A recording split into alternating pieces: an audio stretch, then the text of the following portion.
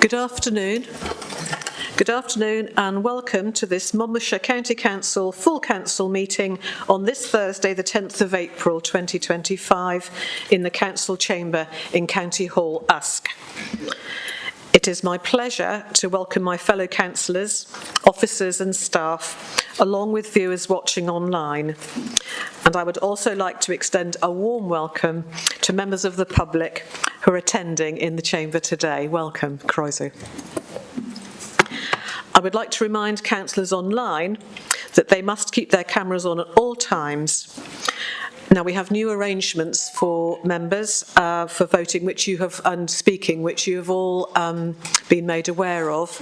But so you should be logged into, those in the chamber should be logged in as if online. And I'm going to attempt to chair the meeting looking at you, using the hands up function in that meeting.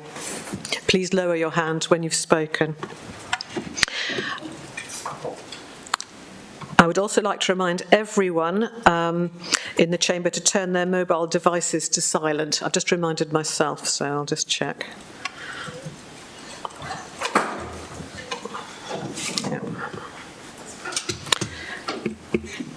Depending on how we proceed, my intention is to have a courtesy break every 1.5 to 2 hours. But if you need to, please just raise your hand and we can have a short break. Thank you.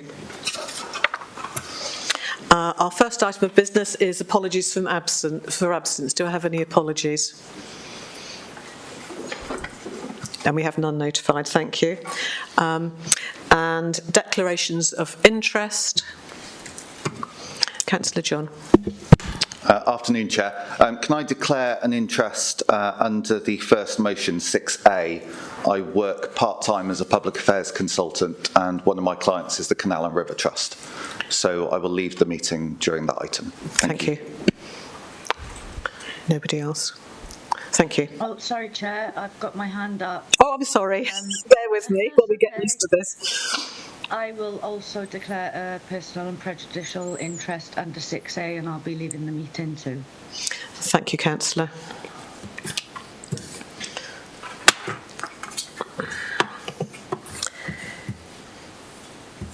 Chair's announcements will take as read.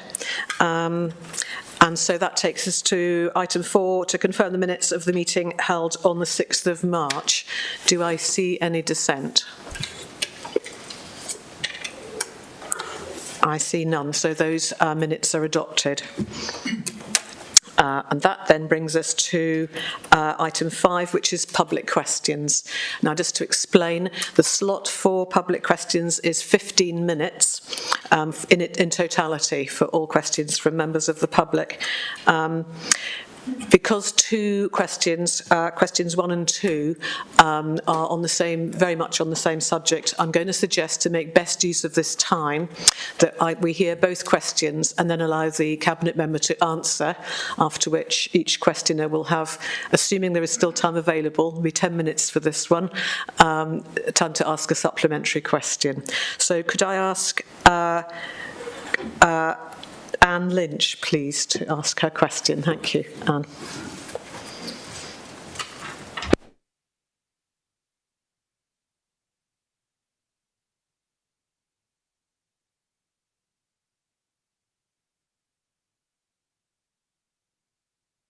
County. Oh, thank you.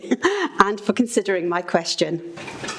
My name is Anne Lynch, and I live in Caldicot. My husband, Ian, suffered with a very long illness, which lasted over 20 years. Sadly, he died last October. We bought our home in Caldicot in 2000, and from 2006 to 2020, rented it out and moved with my job to West Sussex and later Surrey, as my husband was unable to work. We returned to Caldicot in 2020. During the course of his illness, my husband received care from a number of different providers, both in England and in Wales. All were well-intentioned and tried hard to support him. However, for the last 2 years of his life, he was supported by Locher Home Care, who went above and beyond in the quality of the care that they provided. Not only were they very well trained, professional and compassionate, but in addition, they alerted me to changes in his condition, supported me in contacting district nurses, doctors and the ambulance service, kept me in touch with what was going on in the area when I was unable to leave him, and came out to help when he got stuck in his hoist or on the rare occasion when I wasn't there to give him his supper. It is fair to say that they became like family to us. And I know from speaking with other service users that the trust that we have in this local company made a significant difference to our lives during a very difficult time. My question is this: voice and control, which puts the individual and their needs at the centre of their care and gives them a voice in and control over reaching the outcomes that help them achieve their well-being, is one of the principles of the Social Services and Wellbeing Wales Act 2014. Given the number of people, service users, their families and their carers who've signed our petition requesting that care in South Monmouthshire remain with excellent known local providers, would Monmouthshire County Council please acknowledge the voice of these signatories and enable service users to continue receiving care from the known local carers that they trust? Thank you. Thank you. And could I ask Jane Moore, please, to ask her question? Thank you. Good afternoon. I'd like to thank Monmouthshire County Council for giving me the opportunity to ask this question. Now, 93% of local workforce have opted out of the 2P process in favour of retiring or seeking alternative employment. This will be out of the care sector if they are unable to stay in their current position with Locker. They want to stay with us as a company that invests in local staff, local services, local service users and the local community. With this, has the council evaluated the consequences of this loss to the care workforce and the community? What measures are the council implementing to lessen the negative impact of this decision on the vulnerable local community? Thank you. Thank you. And could I ask Councillor Chandler, please, to respond? Thank you. Thank you, Chair, and thank you to both of you for taking the time to come here today and present your questions directly to us. I must apologise for not being in the chamber to answer you in person, but I've picked up a bug and I don't want to spread it. First of all, to Mrs Lynch, I do want to acknowledge your loss and express my condolences to you. Although it must have been a very difficult time, I am glad, though, that you had a positive experience of care when you and your husband returned to Monmouthshire. Choice, voice and control, as you say, they run through how we assess and support people to identify what matters to them and their personal well-being outcomes.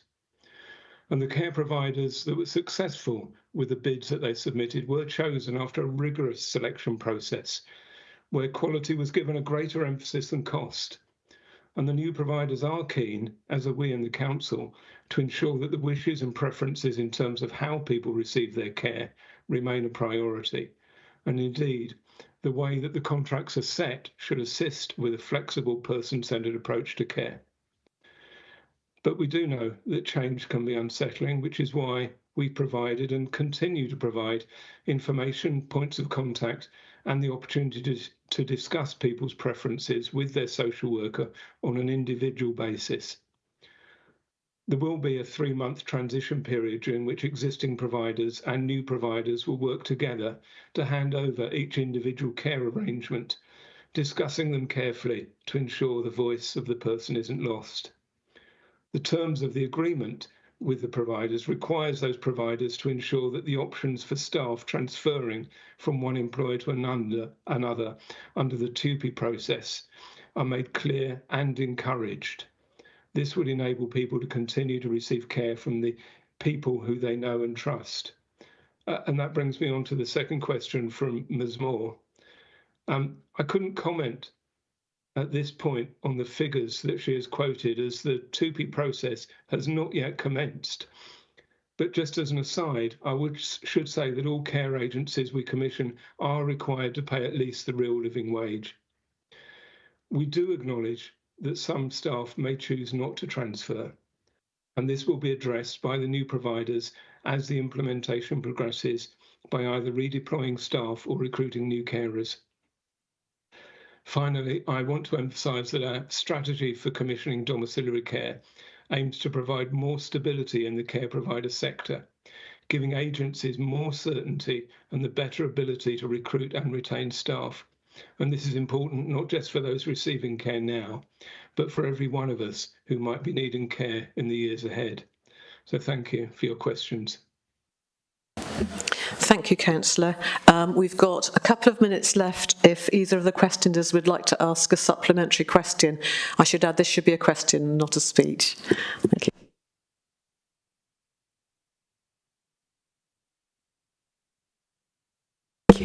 Thank you very much. Thank you very much indeed for the answer that you've given to me. 3 months, however, is not actually that long when you've had care from a particular carer for maybe 2, 3, 4, 10 years. And what I don't understand, and I would like to have an answer really please, is why we can't do this kind of transition in a much more gradual way.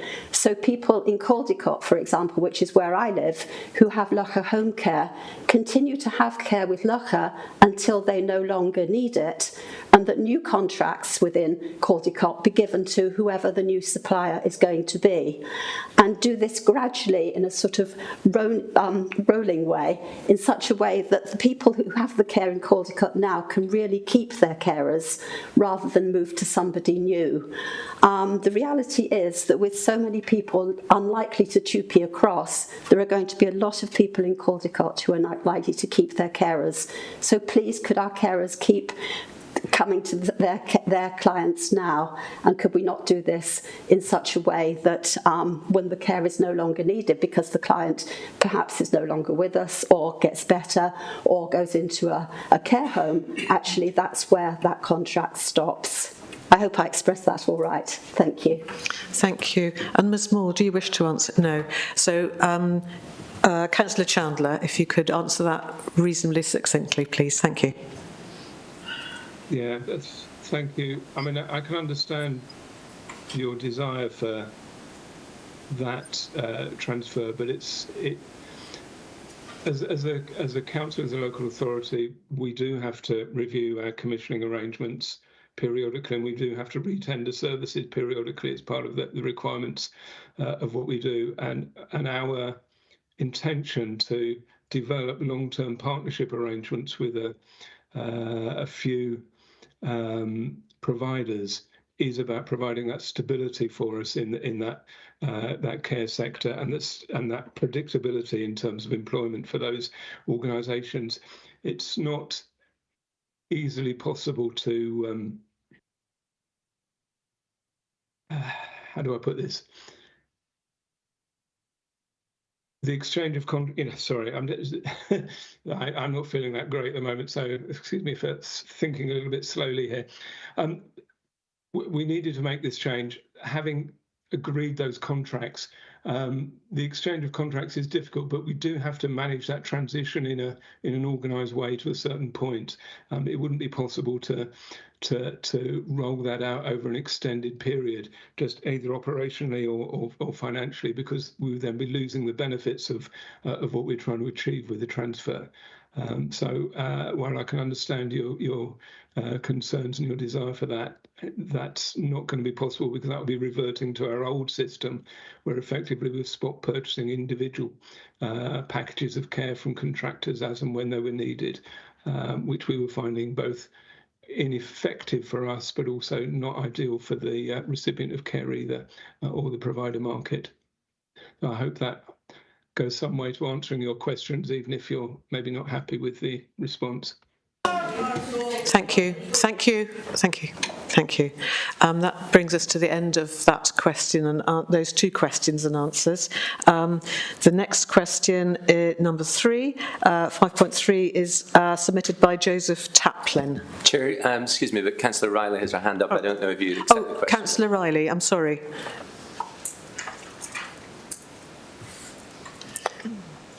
Thank you, Chair. Sorry, residents have contacted me, so I was wondering if it was okay to also ask a question in relation to that. No, I'm afraid not. I'm sorry. And we've used the slot. Thank you. So our next question is question asked by Joseph Taplin. Thank you.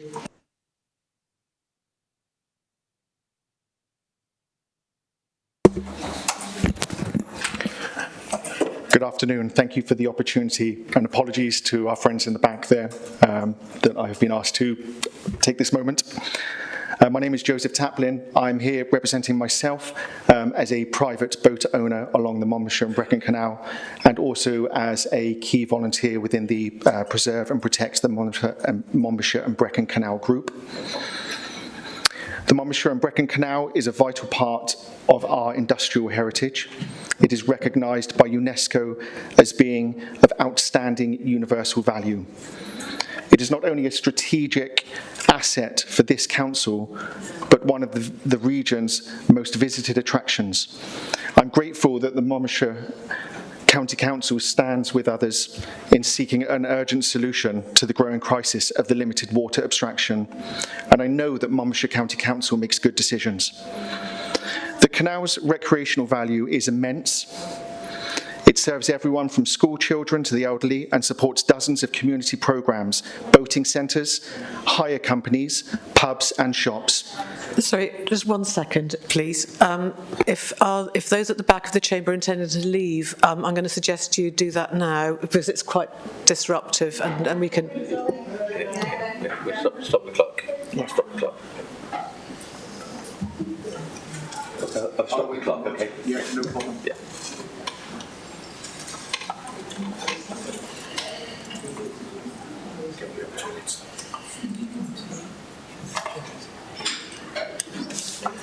Just put a hand down.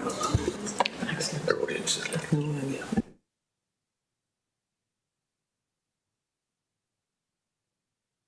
Are you happy to continue now? Yep, it's nice and quiet. Thank you.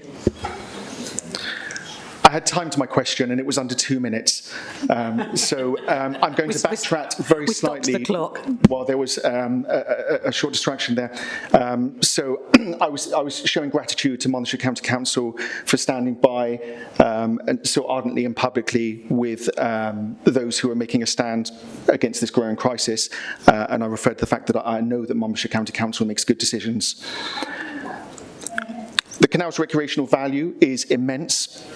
It serves everybody from school children to the elderly and supports dozens of community programmes, boating centres, hire companies, pubs and shops. And these businesses rely on the canal's draw to support local well-being and economic activity. And before any irreversible decisions are made about the canal's future, I wanted to ask, has the council undertaken a comprehensive impact assessment on what the loss of the Monmouthshire and Brecon Canal would mean? I'm referencing the three key criteria of environmental, social and economical impacts. Being that this canal brings in tourism, sustains jobs and promotes physical and mental well-being, if we allow it to deteriorate or close, I wonder, is the council prepared for the cost to livelihoods, to rural connectivity and to community identity, and perhaps to consider cross-party collaboration and support of the Canal and River Trust? And if such an assessment hasn't yet been done, when will the council commit to commissioning one? Because decisions of this magnitude must be evidence-based, community-informed, and reflect the real lived impact on the people and places that we represent. Thank you, Chair. Thank you. And I'm going to invite Councillor Birch to respond. Councillor. Thank you, Mr. Taplin, for your question and for your passionate words about the canal. I think we all love the Mon and Breck, and I can well understand what you're feeling as a former boat owner myself. And I know everybody here feels the same about the Mon and Breck. If it were to be closed to navigation, it would be a huge loss to our communities.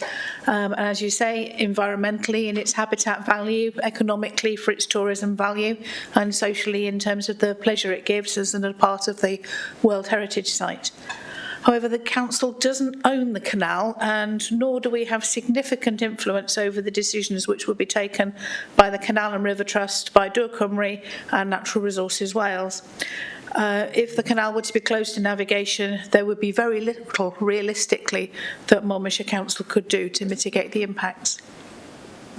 And we undertake an impact assessment where there is a decision for the council to make, to ensure that we make an informed and considered decision. And in this case, there isn't a decision for the council to make. It's not our canal, and it's unfortunately not our water.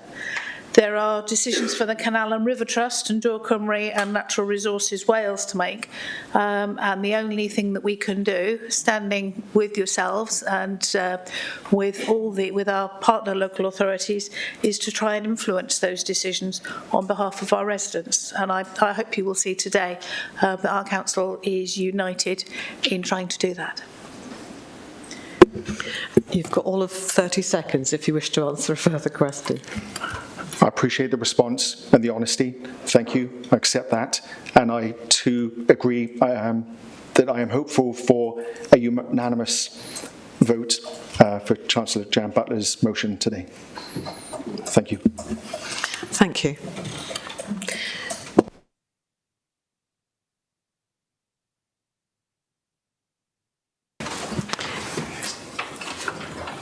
If those asking questions wish to leave the room, now's your chance. Thank you very much indeed.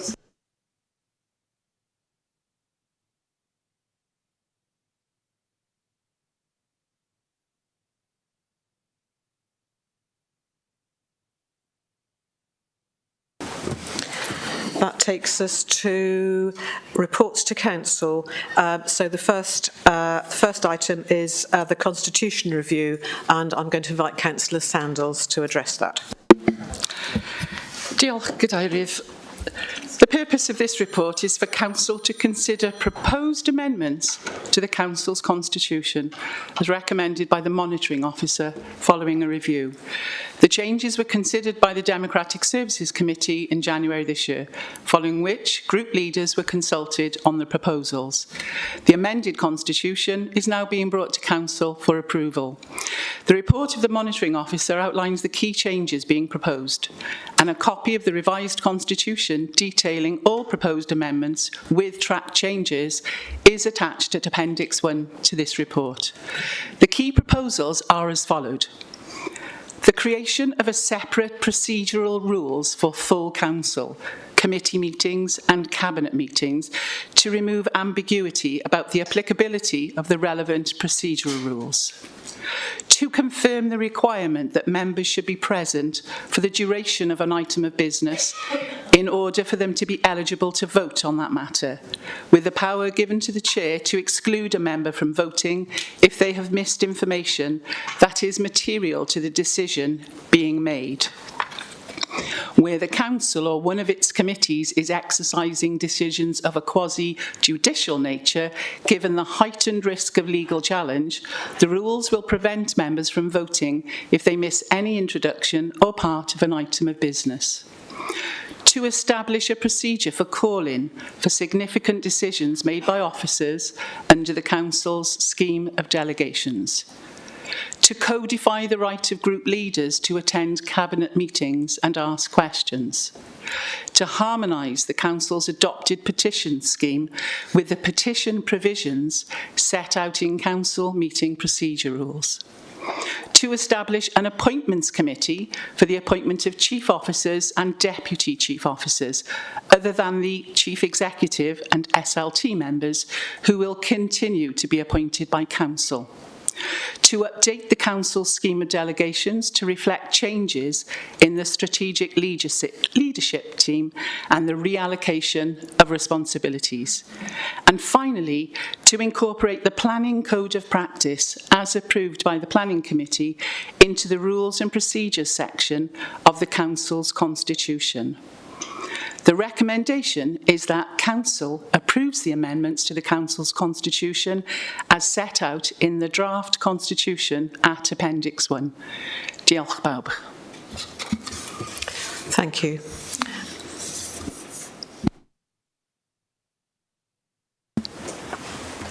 Now, Councillor Jones. Thank you, Chair. While I welcome in general the changes to the Constitution, I am very disappointed and concerned about the title of Children and Young People being removed. This feels, and becoming the Strategic Director of Listening Skills and Economy. This feels as though we are denying children and young people a place in the Constitution because learning skills and economy is more akin to working age groups, such as apprenticeships.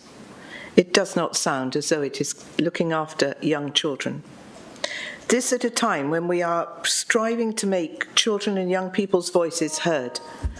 Could this be reconsidered, and how was this terminology decided?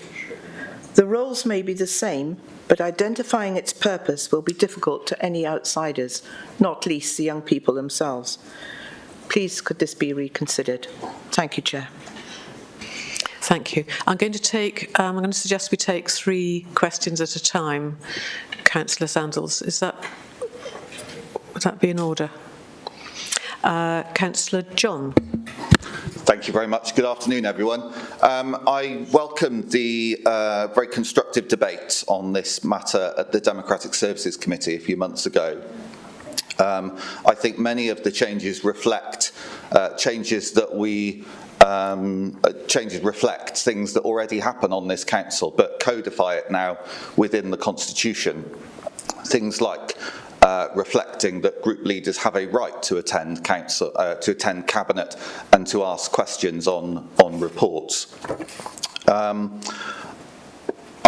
thing I would be interested in the Democratic Services Committee perhaps considering in future in terms of looking at potential future amendments to the Constitution.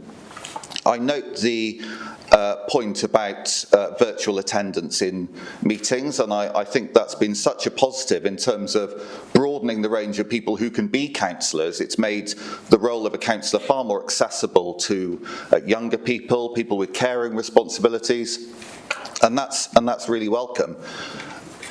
And the fact that colleagues can join this meeting virtually. But I would be interested in the thoughts of the Democratic Services Committee on what quantifies being present in a meeting. I found it incredibly distracting at the last full council meeting that we had one member in a debate on a budget of about £250 million who was clearly on a mobile phone, bouncing up and down like she was on a roller coaster, and it was incredibly distracting for other members. If we had taken a break, if we had voted down the budget, taken a break to come up with some amendments and then bring those back to the chamber, a member on a mobile phone, clearly on a journey somewhere, would not be in a position to scrutinise those amendments.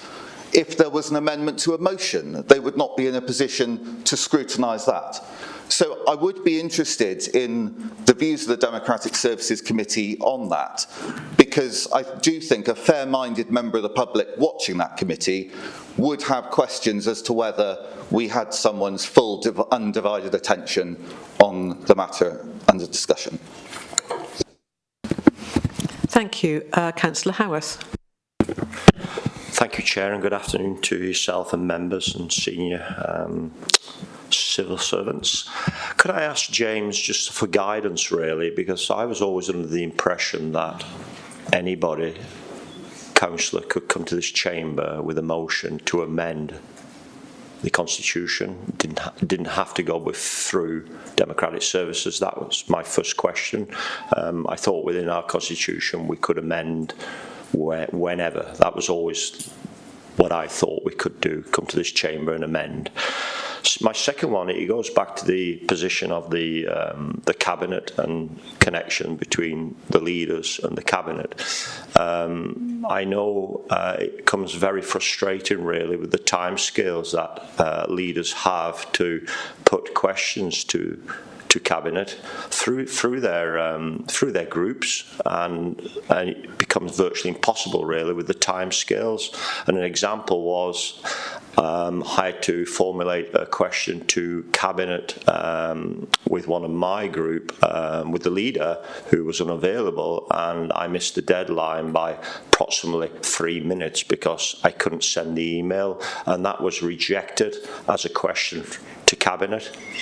I think Cabinet believe that if we're posing questions to them, it's mismongering or whatever they believe it is. They're very important questions that we have for Cabinet, and I think the time frame for setting 4 questions to be delivered to Cabinet is paramount for us. And I think if you work or you have other duties or you cannot get that question through to the relevant body, I think that is really unfair. I know we have to have timescales and limits, but I think the timescale is not good enough. And then I was referred then to the 3,000 pages or something to find the answer in there as well. Possibly that individual didn't even know whether that answer to the question was in there, but I find that really patronising as submitting something for somebody who couldn't actually make that time scale.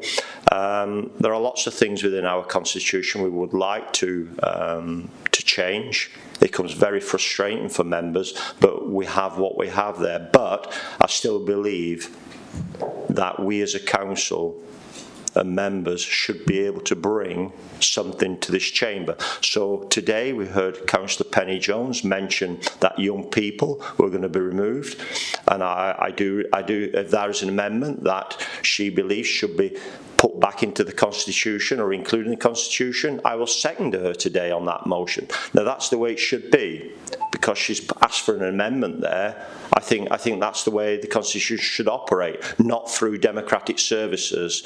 Now, if Councillor Jones's perhaps motion has to go back to democratic services to look at, to bring back to this council, I don't think that's a proper way of doing it. So I'd like answer to my first one, and then my second one was my complaint about how our leaders are treated during Cabinet meetings. And please remember, our Cabinet changes its time more times than the number 10 bus going through Gilwan. It is absolutely appalling the amount of changes we have within meetings. We have a diary and we should adhere to it. Thank you, Chair. Thank you, Councillor. I see only one more hand up, so could I invite Councillor Taylor, please? Thank you. Thank you, Chair. Can I just make one point, which is I was particularly pleased to see the call-in mechanism proposed in the amendments for officer-based decisions.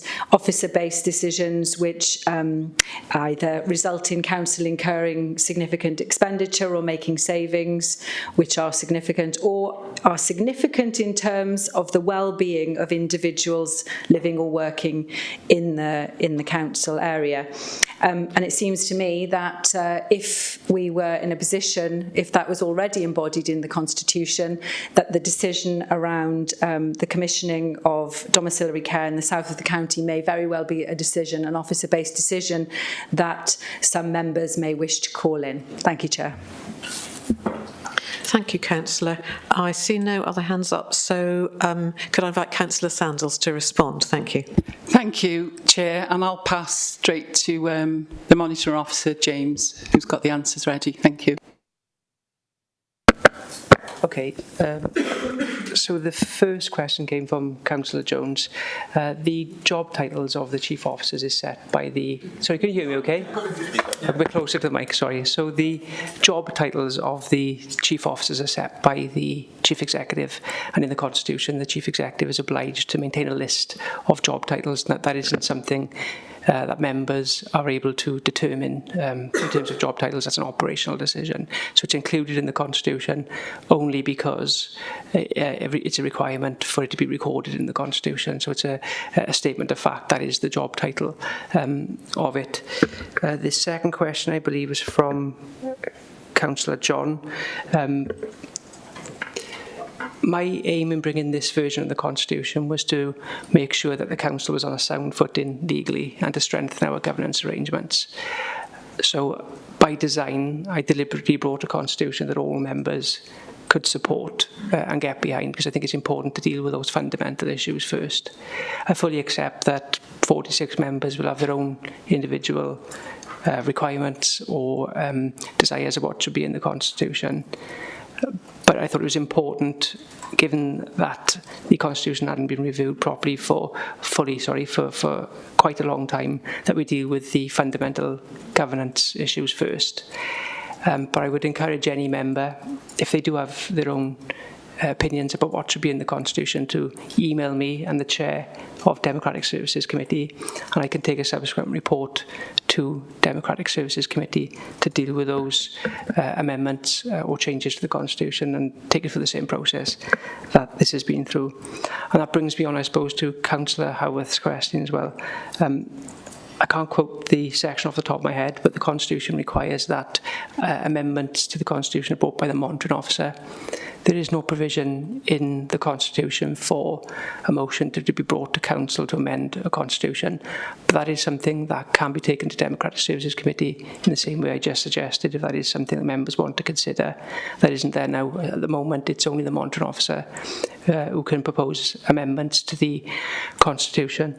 And the final question from Francis, oh, actually it wasn't a question, was it? So, thank you. Thank you. So that leaves us now to Paul Matthews. Thanks, Chair. Good afternoon, everybody. Just a very quick intervention to Councillor Penny-Jones's question. I will be reflecting on the strategic leadership team over the course of the next 4 to 6 weeks, and I'm more than happy to give consideration to the point that she's made. That's not a problem. Thank you, Chair. Thank you. That brings us to the point where we will vote on the vote being to accept the recommendations of the report.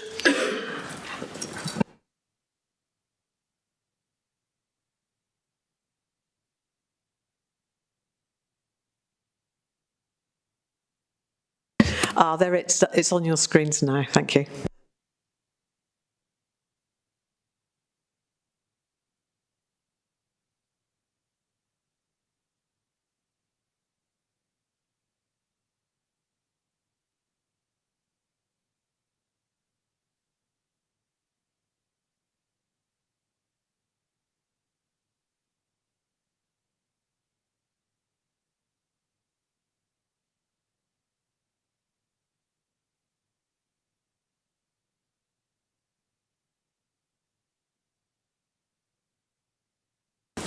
That's carried. Thank you.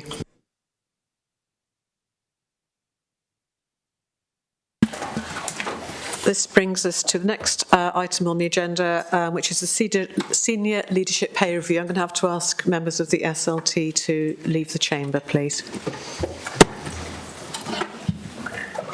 We'll send someone out to give you.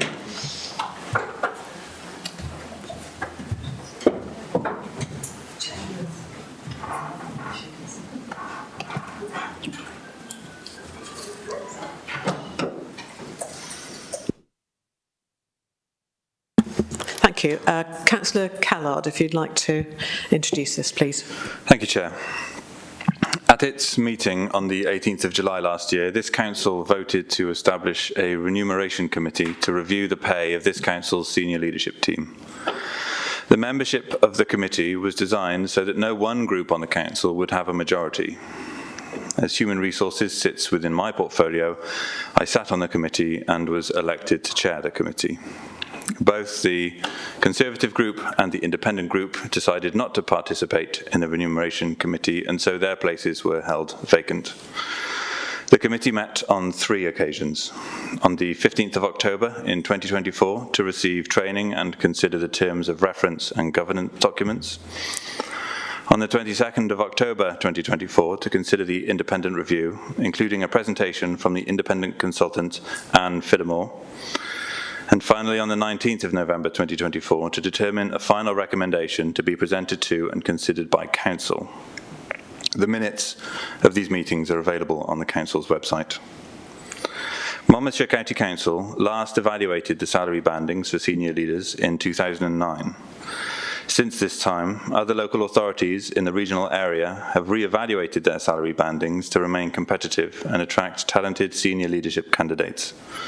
Consequently, the value of salaries offered by Monmouthshire County Council when recruiting to leadership posts are starting to impact on the attractiveness of the vacancy and subsequently the talent pool of candidates.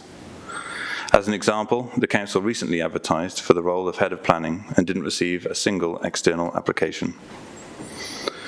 The impact was recognised by Cabinet, instructing Anne Fiddamore, FCIPD, HR consultant, to review the remuneration values for strategic leadership roles, including the Chief Executive of Monmouthshire County Council.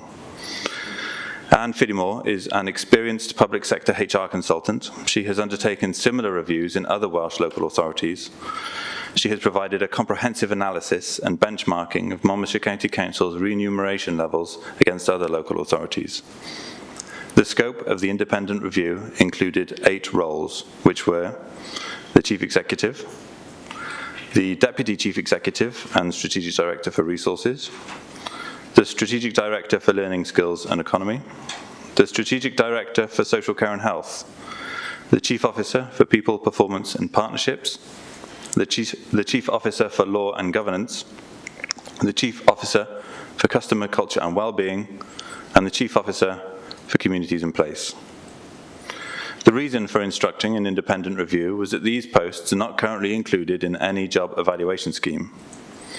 Cabinet is committed to ensuring that the job evaluation process is revisited for all Chief Officer posts to ensure a fair and equitable pay structure. The review set out 4 options. Option 1 was an increase in accordance with the lower quartile, which is in effect no change. Option 2, an increase in accordance with the median salary range. Option 3, an increase in accordance with the midpoint salary range. And option 4, an increase in accordance with the upper quartile. Options 3 and 4 in the review would provide a substantial increase in salary bandings, which would align with larger councils in Wales and England. Monmouthshire has approximately 4,000 employees with a population of 93,000 people. Whilst employee headcount and population size provide a useful benchmark, they need to be taken in conjunction with a range of other variables, such as social demography, complexity, and geography. Once all these variables have been considered, the committee considered that options 3 and 4 were not appropriate. Option 2 was recommended by both Anne Fiddamore and the Remuneration Committee. It is suggested that the changes should take effect from April 2025 and to be implemented over 2 financial years to limit the impact on the medium-term financial plan. The total cost of the recommendations would be £34,322 in 2025-2026 and a further £66,514,000 in 2026-2027.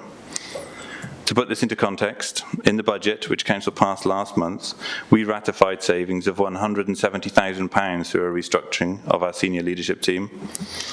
If this report is approved today, we will still carry a net saving of £135,000 through the 2025-2026 financial year. Officers currently occupying the roles being reviewed will assimilate to the corresponding salary point in the new range based on their current position in the existing range. The Independent Remuneration Panel for Wales, or IRPW, statutory guidance for the remuneration of chief executives states that section 143A of the Local Government Wales Measure 2011 extends the remit of the IRPW to include certain functions in relation to the salaries of heads of paid service of qualifying relevant authorities. These functions are that a qualifying relevant authority must, before making a change to the remuneration of its chief executive, which is not commensurate with a change to the remuneration of the authority's other staff, A, consult the panel about the proposed changes, and B, have regard to any recommendation received from the panel when deciding whether or not to proceed with making the change. The IRPW were consulted and confirmed that the recommendation can be put before full council today. They said that Panel members note a comprehensive review of salaries of senior pay, including the Chief Executive, was undertaken by the authority, supported by an independent governance officer and an external consultant. Members agreed the process was open, transparent, and rigorous. The approach was also holistic, logical, and very much evidence-based.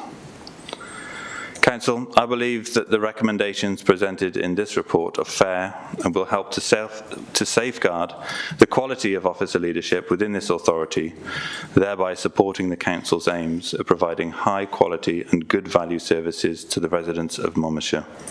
I hope Council can support it today. Thank you, Councillor. I'm just looking to check for any hands up if anyone wishes to comment. Councillor Powell.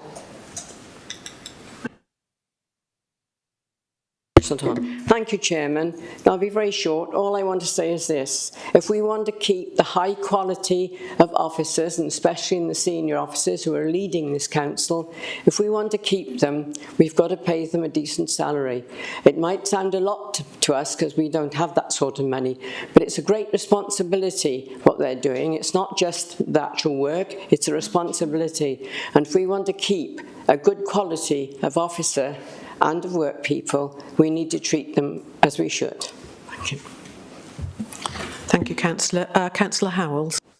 Thank you, Chair, and thank you for this opportunity to speak today. I would like to offer my support for the recommendations made in the independent reviewer to increase the salary of the Monmouthshire County Council's strategic leadership team, bringing them in line with those offered by comparable local authorities. This is not an easy decision made this is not a decision made lightly, and nor should it be. Public money must be treated with the highest level of responsibility and, importantly, scrutiny. However, what we must also remember is that value for money does not always mean paying the lowest salary. It means paying the right salary to secure the best leaders. It's worth reminding ourselves that this review was conducted independently with the sole aim of comparing our remuneration package fairly against councils of similar size and complexity. The findings were clear. Monmouthshire's current package lags significantly behind what is being offered elsewhere. And if we are serious about attracting and, more importantly, retaining high calibre leadership, then we must face that reality. We are living in a time of immense challenge for local government. Financial pressures, increasing service demand, workforce strain and community need are all growing. The work of the strategic leadership team today is not simply to run the council, it is to lead a complex organisation, often with limited resources under intense public and political scrutiny, and still deliver results. If we want that kind of leadership, the vision, experience, resilience and the ability to inspire a workforce and navigate a changing landscape, we must be willing to offer a package that reflects those expectations. This recommendation is not simply about rewarding individuals, it's about benchmarking, fairness and positioning Monmouthshire as a forward-thinking competitive council. To do otherwise would be to risk falling behind, not just in recruitment, but in the quality of service we deliver to our residents. So in conclusion, I support this recommendation and I urge my colleagues to do the same, because it is the right one. If we want Monmouthshire to thrive, we must ensure that we are attracting and retaining the best leadership possible. Diolch, Chair. Thank you. Thank you, Councillor. There being no other hands up, we will now go to vote on the recommendations in the report, unless Councillor Callard, do you wish to comment further? No, he's happy to go to the vote. We'll go to the vote, we will.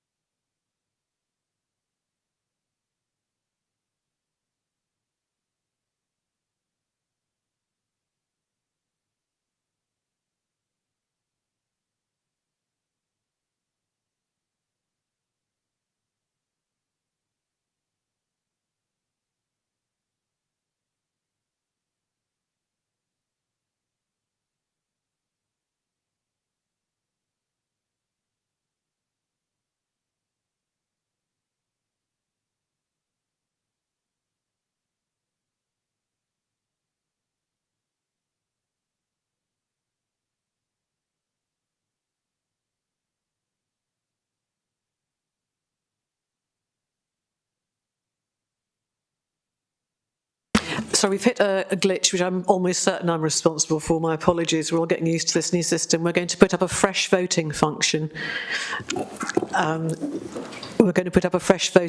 So please, if you've already voted, we'll vote again, and then we'll make sure this is correct, especially on this important. This is very important. Sorry, Chair, is this in the chat bar or are you bringing it in the...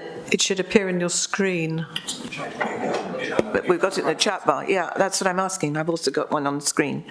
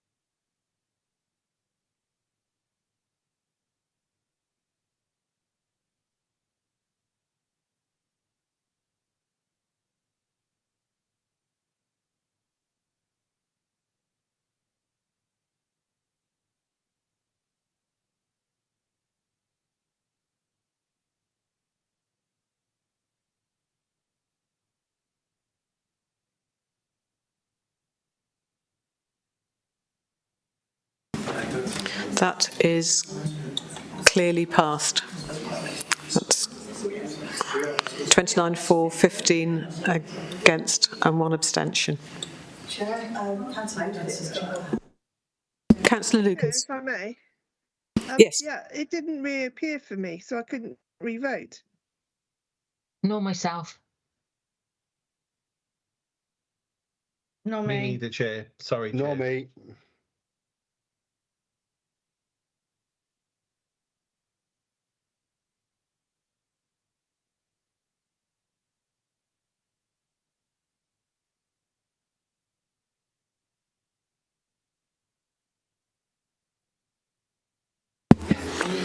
So, Chair, if I could, just to provide some clarity for those online, there's been one vote. It's in the chat bar if you want to see it, and there's so far been 45 responses to it. There hasn't been another vote put out.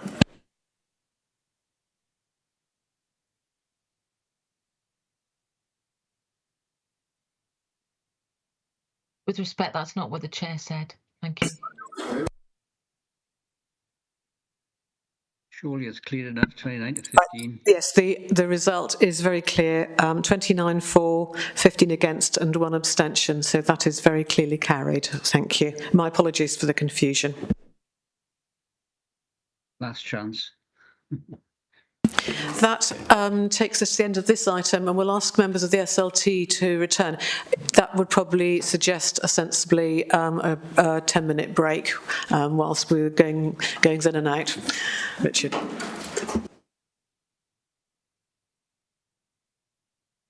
So back just before 5 past.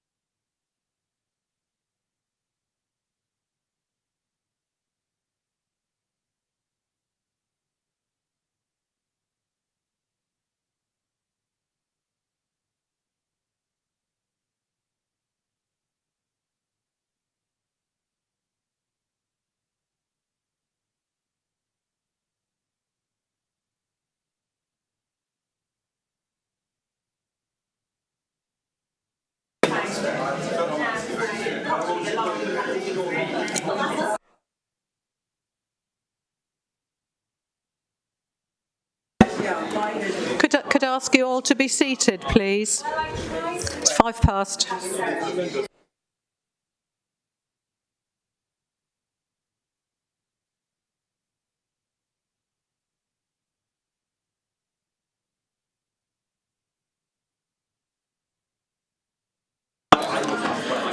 Could I ask you all to be seated, please?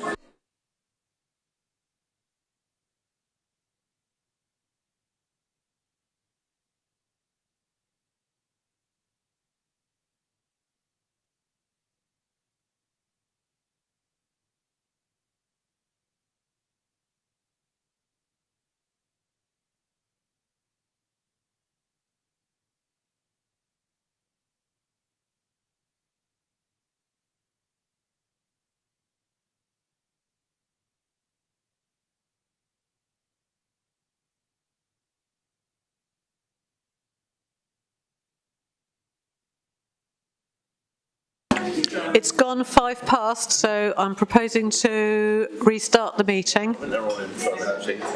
Is it everybody in? Yeah, I think so.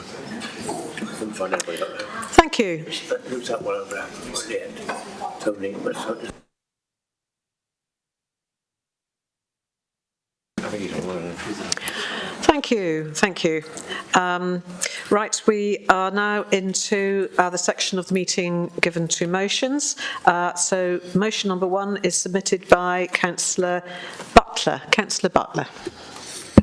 Thank you, Chair. The motion is that this council recognises the valuable contribution that the Monmouthshire and Brecon Canal brings to the economy of Monmouthshire. It recognises the continued health and operation of the canal is essential to the well-being of its residents, and securing its future is vital to the communities who thrive along its route. And it requires the leader of the council to urgently convene a meeting of all the key organisations to discuss a resolution, and ensures that all councillors, including those in the affected wards, are briefed on developments. I would like to start by thanking the members of the public who addressed us earlier, particularly Joe Taplin, who represents the views of literally hundreds of people who have contacted me over the last few weeks. I thank you for your bravery, Joe, in standing up there, because the podium can be a very lonely place. The Mon and Brett Canal was begun over 200 years ago, and over the intervening time has brought great prosperity to us here in Monmouthshire, first through trade and industry, and in more recent times through tourism. It plays a huge role in the well-being of our residents, being a place of natural beauty, tranquility, and for recreation. It attracts over 3 million visitors a year. No longer an industrial corridor for coal and iron, gone now the important trade in limestone. Burnt lime made here in the lime kilns of Monmouthshire played a crucial part in the agricultural revolution and was transported widely. It also played a crucial role in the manufacture of mortar for the construction industry, and many of the lime kilns are still visible and are of such importance they are Grade 2 listed. Its significance to trade and the continued wealth and prosperity of our beautiful county should not be underestimated.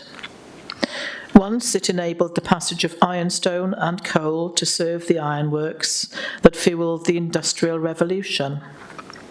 We should be proud of our industrial heritage and the part the canal made in putting Monmouthshire on the World Heritage Map. With the coming of rail, the canal went into decline and has a somewhat checkered recent history with the loss of certain stretches, so that today only 35 miles are navigable, with other parts in various stages of restoration. There is increasing awareness of the benefits of regeneration that canal restoration can bring. Years of work has been done by our colleagues in Torfaen, who have plans to extend the navigable section in their part of the canal. Is this to be lost? But we are fortunate the fully navigable part of the canal runs through Monmouthshire. The towpath is also fully accessible to pedestrians and cyclists alike, and it forms part of our national cycle network. As councillor for the community of Goitrevau, I know firsthand the benefits it brings to employment, to business along the route, to the visitors and residents who use it for their recreation. And it's somewhere that I walk regularly with my dogs. For some people, it's actually their home. They've chosen to live on it. So, then, what's the problem? Since its inception by Act of Parliament in 1792, the canal has depended on a supply of water from the River Usk and its tributaries, with 80% of the supply originating near Brecon. And this has always been supplied free of charge. Water passes along the canal, feeding numerous tributaries of the Usk along the way, returning some of it to the Avon Lloyd near Pontymoyle. And there are many small streams and slipways that pass through the canal in Goitrevau. The water doesn't get consumed, rather it is returned, although there's obviously always some loss from evaporation. So what has happened? The canal is managed by the Canal and River Trust, CRT, or Glandua, as it's known in Wales, which is a charitable trust that has historically received much of its funding direct from Westminster Government. However, in the last financial year, it received 41% of its funding via commercial income and is working hard to reduce its reliance on government funding.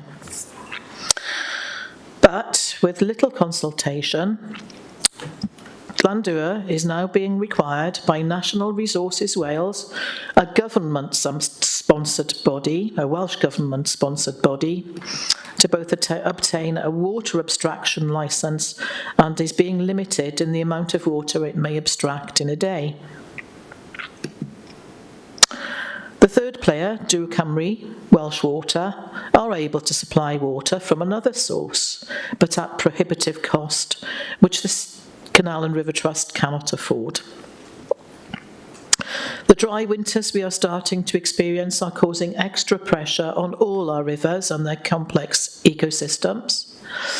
We are living through a period of climate change that means we will see more extreme weather events, such as last November's Storm Bert, when I believe in my ward the canal played a vital role in holding back and slowing down some of the water that might have caused more flooding of properties. We must consider the impact that losing the canal might bring to the many communities along its path.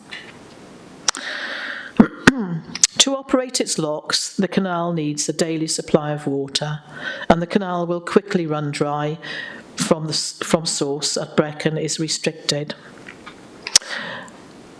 Making it inoperable and closure will be inevitable. What then will happen to our marinas, boatyards and canalside pubs and cafes?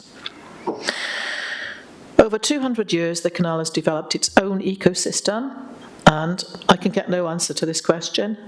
Does the canal and the River Usk represent one interdependent ecosystem? In my view, they are not mutually exclusive. I just don't know. If the canal is lost, what happens to its ecosystem? To the kingfishers, water voles and goosander ducks that return each year? To the eels that swim up to bask in the tributaries? To the slightly less attractive microfauna and flora that form the base of our chain of life? What I do know is, though, that in 2017, Glandua received an award of £2.5 million from the Welsh Government's Green Infrastructure Investment Fund, a significant investment in the resilience of the canal's structures, water supply and habitats. Is that all to go to waste? A canal that is allowed to run dry is a sad sight to see and very difficult to restore due to its construction, which is based on brick and puddling clay. Being a contour canal, it is not without its challenges, as there are many embankments along the route. But I believe its languorously winding nature, much of it through Banai Brycheiniog National Park, is what makes it unique and draws tourists from the world over. Many of you will know that I have petitioned Welsh Government over this crisis situation. I was astonished at the backing I have received from the many business groups, organisations associated with the canal. The petition took 10 days to reach 10,000 signatures, and I am now waiting to hear when it will be debated in the Senedd. The press coverage has been staggering. Signatures have come from every county in Wales, and it has gathered support from as far afield as Afghanistan, United States and South Africa. 1 minute. Thank you. The Môn Brec is clearly a well-known and beloved canal. Now, there is a glimmer of hope in this sad story. Last week, the Canal and River Trust reached an agreement with Dŵr Cymru to save the canal for this coming season. The canal boat operators were particularly relieved to hear this, though some had already lost bookings caused by uncertainty. It's a temporary fix only. A permanent solution needs to be found as soon as possible. Thank you, Chair. Thank you, Councillor. My apologies, I forgot to ask if there was a seconder. Councillor Howarth. Do you wish to speak now or to wait till later? I'll speak now, Chair, as a seconder also. I think it's very important that I do it now and not come back in. It will stop other members.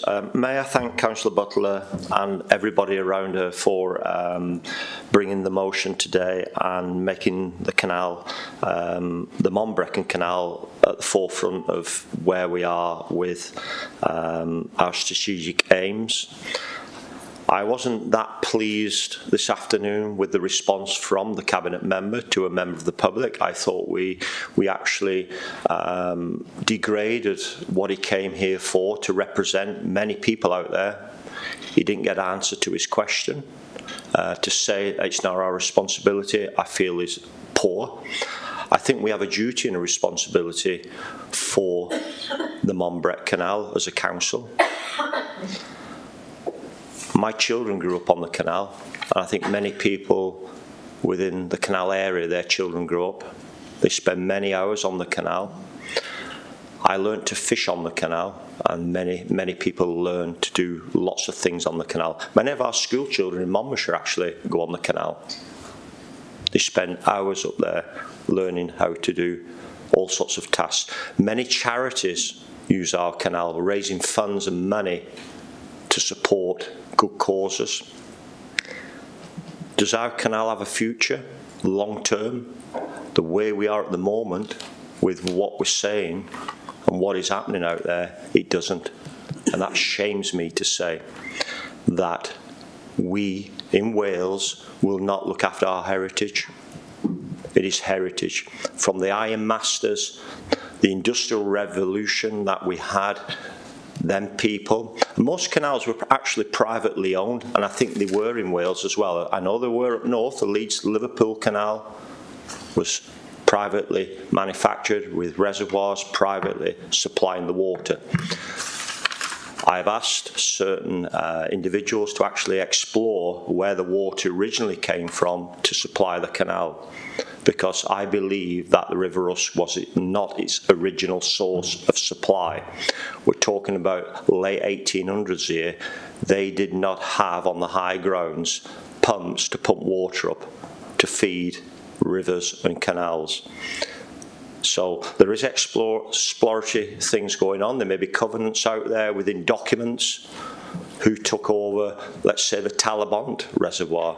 Why was it constructed? So there may be something out there, and I give that as a glimmer of hope, because at the moment our hope is that somebody's going to come up with a solution to find something out of the sky to put into our canal, because at the moment we don't have a solution. It's a very expensive solution and isn't going to continue. May I just say, on the tourism side of it, the Môn Brec Canal, as councillors pointed out, brings in and generates thousands and hundreds of thousands of pounds towards our counties bordering us. We have a crisis here, and I believe with the motion that we as a council have to take this serious. If the canal ever closes, and this is fact, it will crack, it will deteriorate, and the village where I come from, in Gilwern, would have a serious problem with flooding. Not many of you in this chamber will know that actually we had a breach on the canal quite a number of years ago, and it washed out two properties and flooded the village of Gilwern, the lower end of Gilwern. And I know there was emergency funding put in to repair the canal, which I thank, and the owners of boat operators were thankful we managed to get the canal back up and running. But underinvestment in structures and the basin of the canal has gone on for decades. And I believe that we as an authority owe it to the people of Monmouthshire to try and move where we can a solution to keeping the Monbrec Canal open. There was legal factors in this with the case brought by the Canals Trust against National Resources Wales. There was an appeal. The appeal was lost, and I believe the appeal was to do with the salmon up the top end of the canal, the River Usk. I'm sure they can find a solution to finding water to put back into the canal. The Monbrec Canal is the highest situated canal in the whole of Wales. We have many canals in Wales, but it's actually one of the highest supported canals. So it does have its unique issues, but that doesn't mean that they can't be resolved.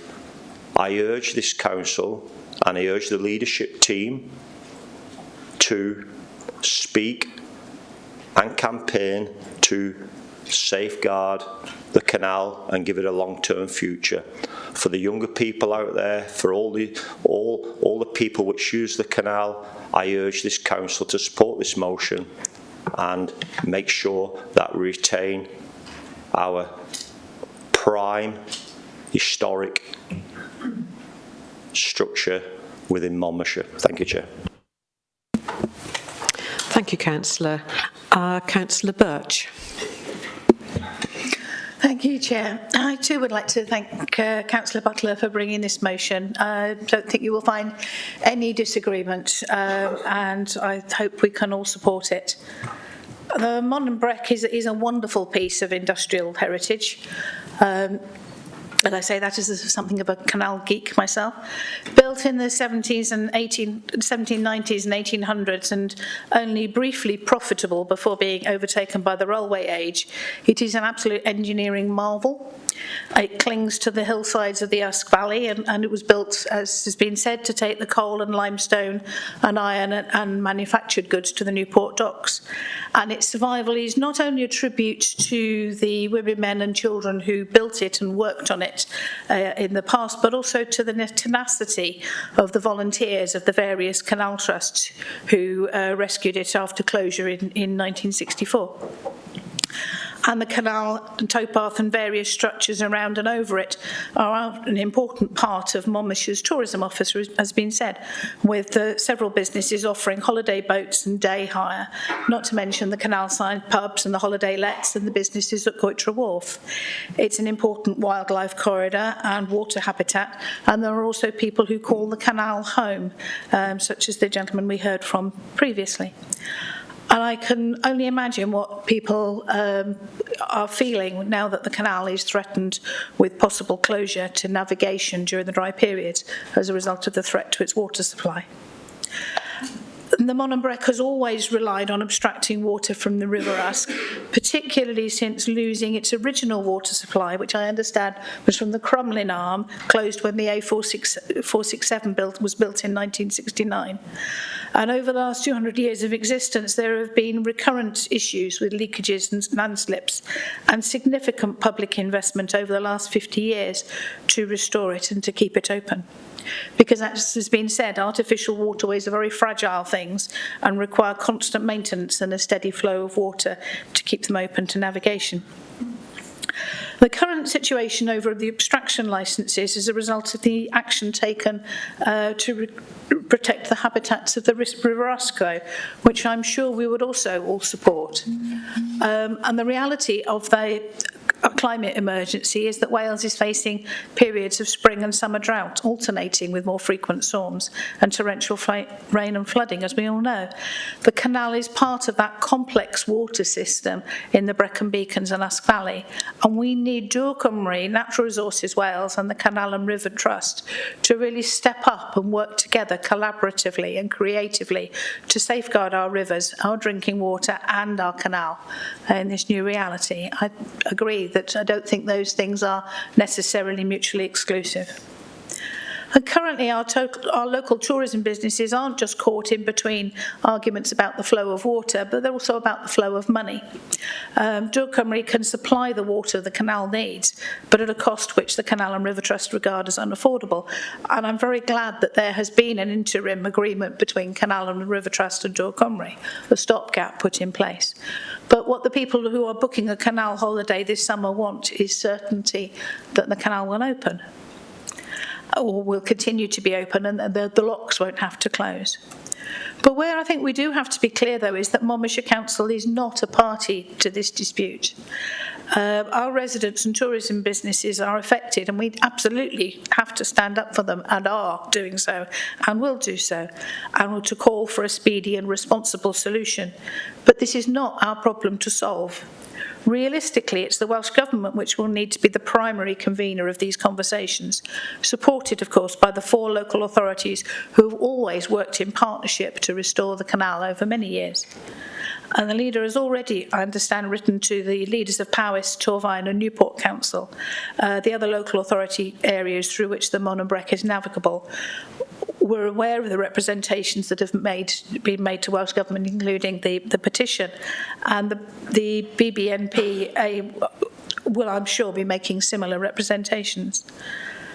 I think the Canal and River Trust, Dŵr Cymru and Natural Resources Wales are now very fully aware of the level of community concern, and MPs and Senedd members share that concern, and I hope that this pressure will be sufficient to deliver moves towards a solution, and I'm sure that we will be a strong part of that, making that happen. Thank you, Councillor. Councillor Butler. Thank you, Chair. The environment of the canal is incredibly important from its history of the Welsh mining valleys and our industrial past. It connects with the resurgence of nature and adds to the beauty of the environment of Monmouthshire and Breconshire. It's right to help the River Usk, the fragility of the fate of the Atlantic salmon that faces great peril, and the bird life that needs the river systems to exist, of course need help, and it's completely understandable. The Canal and Rivers Trust have undertaken their responsibilities as custodians of this important environment seriously. They, with various partners and volunteers, have done remarkable things to look after the flora, fauna and wildlife that relies on the Monmouthshire and Brecon Canal. We have an important ecosystem that exists because the canal exists. And we have to find a solution that is not just a short-term fix, like using the Usk Reservoir near Mudvie. The rivers Severn, Wye and Usk all start in a field at Plynlimmon, and from there feed our river systems and our canal network. It's a wonderful connection that threads its way through Wales and is intrinsic to our identity. I consider it a dereliction of duty by the Welsh Government to wash their hands of the canal and say it's nothing to do with them. Joseph Taplin's question to full council this afternoon shows us how incredibly important this environment is for many reasons. And on that vein, Councillor Birch, whilst I agree with a lot of your sentiments as Cabinet Member for the Environment, I think we do have a responsibility and a duty to work for the good of the canal, for the good of the residents, for our visitors. It's incredibly important, and we shouldn't just say it's nothing to do with us, but we'll help. We should say we will be part of the push to make sure we find a proper solution for this. And I think it's a duty that we have to uphold to influence the Welsh Government. Thank you, Chair. Thank you, Councillor. Councillor Davis. Thank you, Chair. It's a great pleasure to support my friend's motion this afternoon and to speak in favour of preserving the Mononbrec Canal, which of course runs through my own ward of Llanfoist and Gavilan. As has been said this afternoon, the canal is no mere historical artefact. It is a living thread which of course connects both our industrial past to our environmental present and indeed to our economic future. The canal has profoundly shaped both the topography, the personality of this county, and indeed continues to shape the way in which we both live, work, and welcome visitors to the county of Monmouthshire. There's an old proverb which says that we do not inherit the earth from our ancestors, we borrow it from our children. And I think Councillor Butler's motion puts that ethos into action this afternoon. We are all councillors, custodians. Custodians not just of a landscape, but of a legacy and a local economy that relies on both. Preserving the canal is not simply about protecting nature or celebrating Monmouthshire's proud industrial past. It's an investment in future generations and our wider economic well-being. And if I may take a moment to thank Councillor Butler for her steadfast work in elevating this issue to national prominence. The strength of feeling, as we've heard this afternoon, and the strength of the public's response to her petition confirms that this is more than a local concern.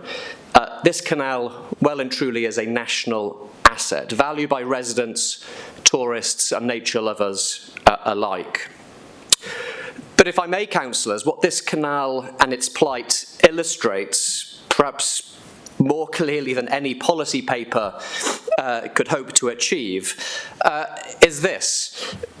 The environment and the economy are not opposing forces. If you pardon the pun, they flow together. So let this motion serve as a challenge to this authority, not just to this chamber, but beyond these four walls, to all of us, to place greater stock and greater value in our culture, in our heritage, and indeed in our environment. Too often, these issues are treated as if they were somehow secondary concerns, overlooked perhaps by short-term economic pressures, or drowned out, if I might say so, by the populist drumbeat. The plight of this canal brings into sharp focus just how deeply interconnected these issues truly are. Our environment, our history, our economic prosperity do not exist in isolation. They shape and indeed sustain one another. They are central to who we are and to the future we are building together as a people and as a county. Thank you, councillors. Thank you, Councillor. Councillor Brocklesby. Well said, Councillor Davis. I think as a council we all agree that the economy, the social and the environment are intertwined, and at our peril do we look at one by themselves.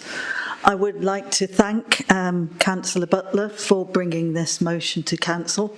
I think it's one that we should absolutely agree as one to support. Councillors will know that I have already been working to raise this issue to the Senedd with local authorities from Powys to Newport for us to come together, recognising that this is not one person, one authority that should be involved, but all those organisations that have a stake in the future of our ecosystem, the Usk and the canal. I entirely agree that they cannot be looked at separately. I have also been in touch with Cabinet Secretaries to discuss this issue and will continue to do so. I'm happy to take forward the motion as it stands and will of course report back to colleagues on where we are. I would add, we find our ways of making our voice heard. And the petition, the voices that we heard, Joe Taplin, the voices in the ward that I share with Councillor Howarth, they are voices that we must amplify. And recognise that they also have a place in seeking a longer-term solution to both the ecosystem and ecology of our wonderful River Usk, but also of the canal which sits beside it. Thank you, Councillor. I don't see any other hands up. Does the proposer wish to sum up? Yes, I do. Thank you. Thank you, Chair. And thank you, Councillor Brocklesby. And thank you, everyone else, for the warm words this afternoon. I am at odds slightly because I do believe that this is a matter for this council first and that we can have some influence on the outcome. And I do thank Councillor Brocklesby for the work that she has been doing with other councils and in petitioning the Welsh Government. What we're talking about here is the Monmouthshire and Brecon Canal. So I call upon the Leader of the Council to convene a meeting of the key stakeholders, Glandur Cymru, National Resources Wales and Dŵr Cymru, so that councillors might fully understand the situation. I should remind everyone that we refer to the petition that currently 2,159 of our residents here in Monmouthshire have signed the petition. As regards abstraction licences, it is my understanding that the needs of the canal were factored in very late in this process, and I would like to learn more about that. I believe there is an affordable solution out there, whether it be by legislative variation of the licence or seeking an alternative source of water or by some other means. It would be catastrophic to our beautiful county of Monmouthshire to lose this major asset. Thank you, Chair. Thank you. And with that, we can go to the vote on this motion. Thank you. Which will appear in the chat.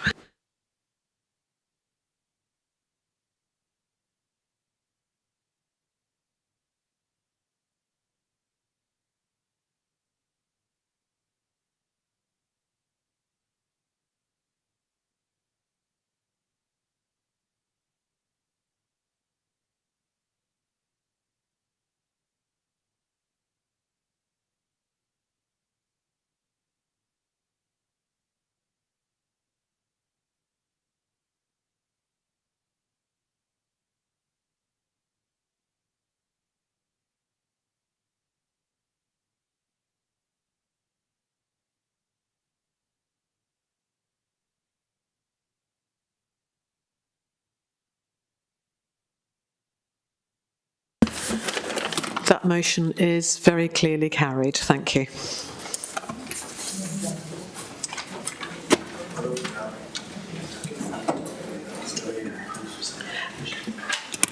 Those in contact with colleagues who've left the room, if they could let them know they can return, that would be helpful.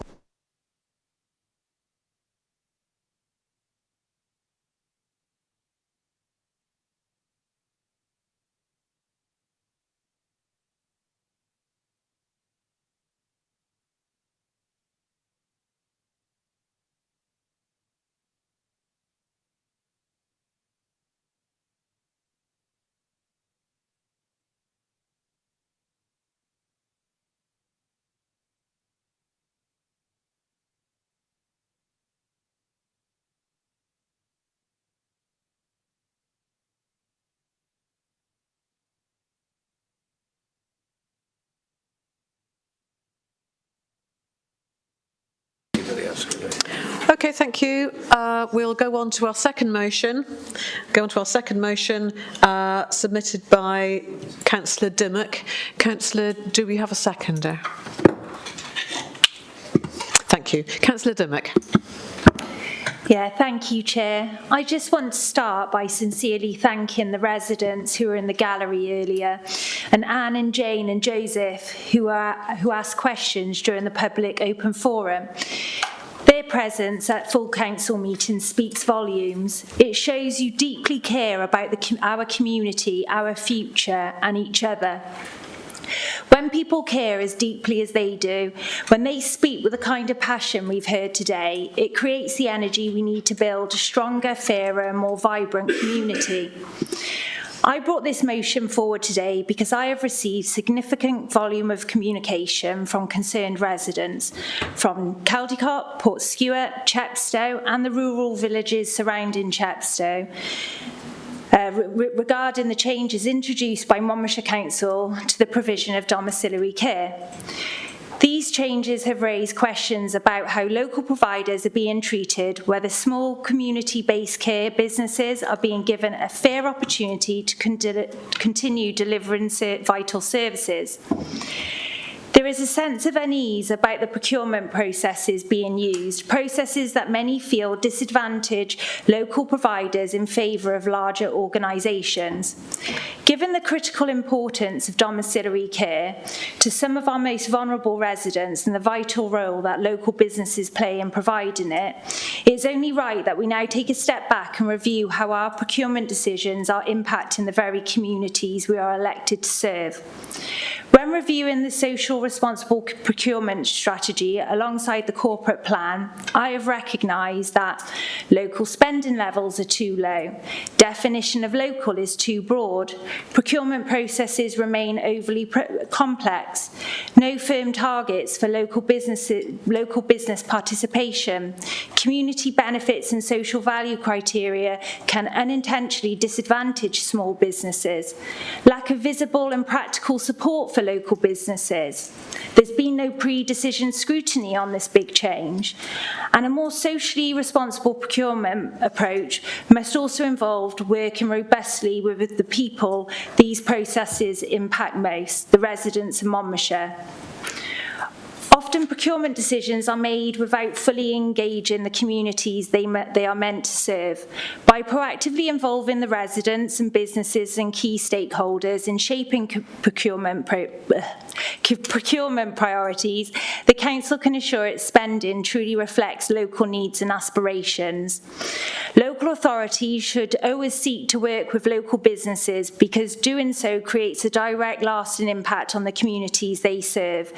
The local businesses employ local people, use local supply chains, and are often the first to invest back into their communities through sponsorship, volunteering, and civic pride. In a time of growing economic pressures, supporting local businesses is not just an economic choice, it's a commitment to community well-being and resilience. Working with local businesses also strengthens the social fabric of the area. Smaller local enterprises are more agile, better able to provide personalised services and more deeply connected to the local needs and identities that are valued by our residents, like we heard from Mrs. Lynch. For those of you who took the time to speak to Henry, who is outside the council hall today in a wheelchair, wanting MCC to listen to what he wants when it comes to his personal care, he told me through tears, these women are my family. They are not the faceless corporations, but people who understand the county and its challenges and its potential. By partnering with them, the council benefits from a supplier base that is motivated not just by profit, by pride in delivering for their neighbours and contributing to the place they call home. Thank you, Chair. Thank you, Councillor. Councillor John, do you wish to speak now as seconder or later? I'm happy to contribute in a few minutes, if that's okay, Chair. That takes me to Councillor Howarth. Thank you, Chair, and thank you for allowing me to come in there. May I add an amendment to the motion, please, Chair, if you wouldn't mind, if I have a seconder or... You'll need a seconder. Can you read your amendment? Agree to review the process of decision making involved in the commission of dom care contracts in the south of the county. I'd like that added on at the end, please, an extra paragraph, please, if it was agrees with the council. Yeah, thank you. Yeah. Yeah. If you could just put that into the chat. Oh, it's already in the chat, so everyone can see that. And Councillor Bryn, were you seconding? Okay, so we now speak about the amendment, and then we'll vote on whether we accept the amendment. So we'll start a new. If you could, everyone could lower their hands.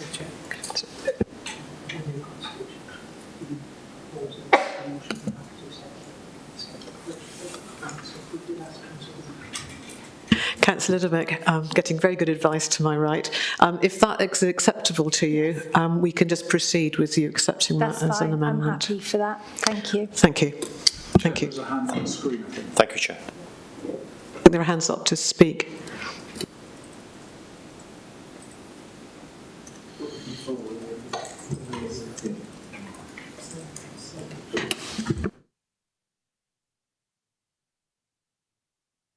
So we're now debating the amended motion, which remains with Councillor Dimmock, and next to speak is Councillor Buckler. Thank you.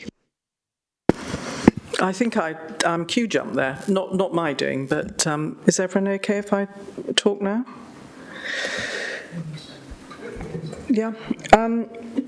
This motion is in response to the announcement that the care provision was going to be taken away from local providers in the south of the county, which came as a great shock, I think, to residents and those receiving care. Discussing this with one of the local community councils in the Dwarden ward, which I attend, and I have a great deal of respect for their views, I must say, it was apparent there was great unease and about the seemingly arbitrary way this decision was made. There seemed to be no scrutiny, no warning, just a bolt out of the blue for Monmouthshire residents and the care providers themselves.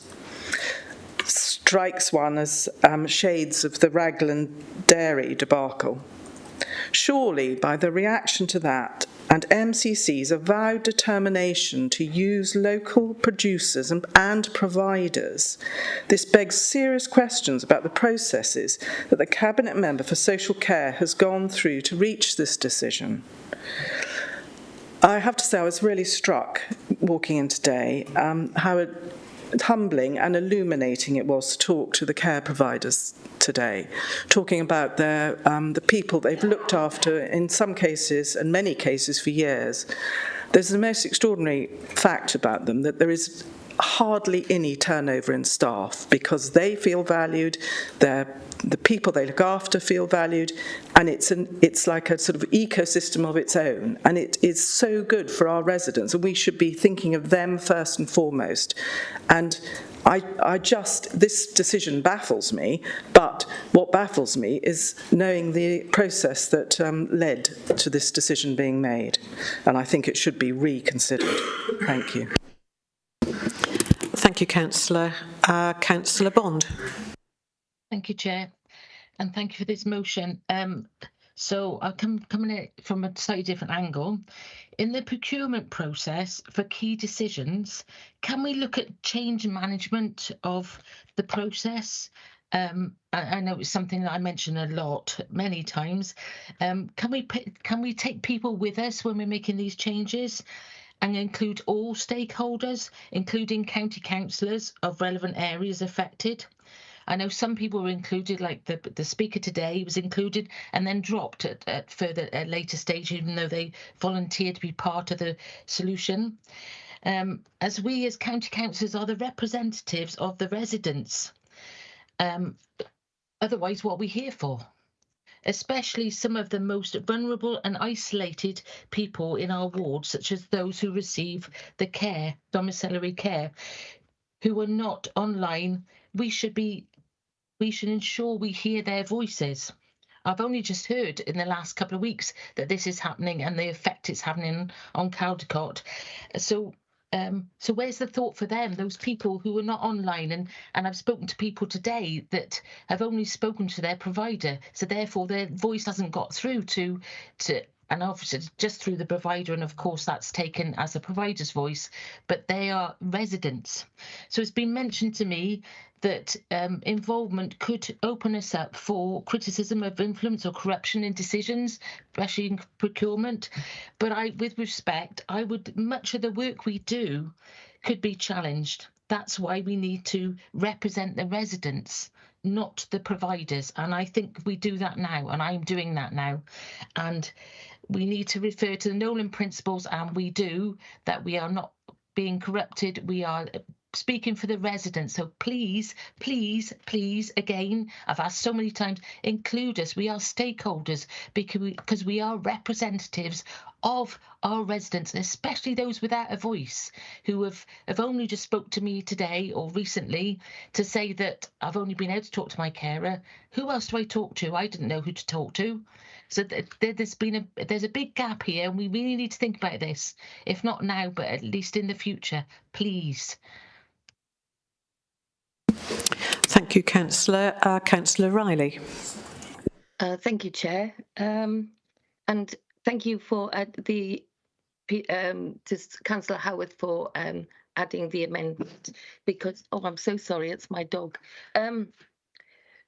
I've had a number of residents, obviously as a Chepstow County Councillor, I've had a number of residents who work for the existing company and do not want a two-pay across, and also residents who have care provided who are also upset. The part of the process that I don't understand, I think Councillor Chandler earlier said it was based more on quality than or quality of care than cost. So having checked the Care Inspectorate Wales reports on the existing provider, where it is consistently considered excellent, I then chose to look at the Care Quality Commission reports for the proposed or the new proposed firm. And they are across the board requiring improvement. And it is a really poor, that was in 2023, but the Care Quality Commission say they have no reason to alter that standard, that assessment. And so I wonder how this can be about, how it can be about the quality rather than the cost. And I would like to know, from a procurement point of view, how those reports feed into it. So what I'm saying is, was the choice based on evidence or self-reporting? Thank you. Thank you, Councillor. Councillor Chandler. Yeah, thank you, Chair. So I feel I need to come in here partly to oppose the motion because I don't think it's necessary or accurate, but also to correct some of the misinformation that's been put forward. First of all, those listening to the debate and to the contributions made so far might be thinking that our local care company, Locha, didn't win a contract. They did win a contract. You know, they have won one of the 3 contracts for providing domiciliary care in the south of the county. And I think that should be noted. I think, you know, the motion refers to whether it is not about the domiciliary care contract. It was about the fairness of our procurement strategy in supporting SMEs to be able to win contracts. I would say that in the recent procurement of providers for domiciliary care in the south of Monmouthshire, I think it's a good case study in actually how we are delivering the objectives of our sustainable, our socially responsible procurement strategy, including that element of the strategy which is about making procurement spend more accessible to local small businesses and the third sector. The process we followed, which was lengthy and rigorous, was included engaging with all of our providers, including the small providers, in order to feed into the development of our commissioning strategy. So they were involved in that. And that commissioning strategy then went to Cabinet. There was full scrutiny as it went to Cabinet, and it included members, leaders of the political groups which were present at that Cabinet meeting and asked questions about that commissioning strategy back in May 2024. And it was passed then, and it was not challenged. And that strategy set out our ambition to stop doing spot purchasing with a very wide range of providers in the south of County and consolidate contracts to 3 main providers who we could build long-term relationships of trust and partnership with to achieve better outcomes for our residents, where we're looking at not just defining packages of care in terms of the hours spent providing care, but actually looked at outcomes for how we could support residents and work in partnership with them. And this is an important part of our approach to improving care. Also, to providing stability in that provider market so that those care providers actually have guaranteed hours over periods of years that we will contract with them to provide care for, so that they're better able to recruit staff and retain staff, train and develop staff, and those staffs can build relationships with the people they're providing care for in defined areas, in local areas where it'll be better able to recruit local staff, reduce travel time, reduce the stress of travel time, and of course the cost of travel between clients. All of that was set out in terms of our ambition. And then in terms of supporting our providers, not only did we consult them in developing the strategy, we then, once the strategy was agreed, we held 2 market engagement events with all of our suppliers and any potential suppliers that might be wanting to come in, where we were able to go through the process with them, explain what the proposals were, and to assist them in developing the proposals. The tender process was managed by ARDL, which is the consortium between Cardiff City Council, Vale Glamorgan, Torvine and ourselves as a professional tender contracting procurement provider, where they actually went through and they managed a lot of the process, and we managed it transparently using the required processes, including going through in the public sell to Wales system that we're required to go through. And it is a very detailed and rigorous process. We had a number of bids that were shortlisted down. ARDL did a lot of the assessments on that. We did some of the quality assessments ourselves, and yes, they were evidence-based going through that, both going through the bids and what that meant and what they were offering to our residents that need our support. I would say that actually we didn't see the financial scoring of this. That was done by ARDL until after we'd completed all of the other scoring, where we submitted our scoring on quality elements to ARDL. They combined it with the financial assessment that they'd done, and then we got the final scores. So there was a big separation of that. It was a process that took some time.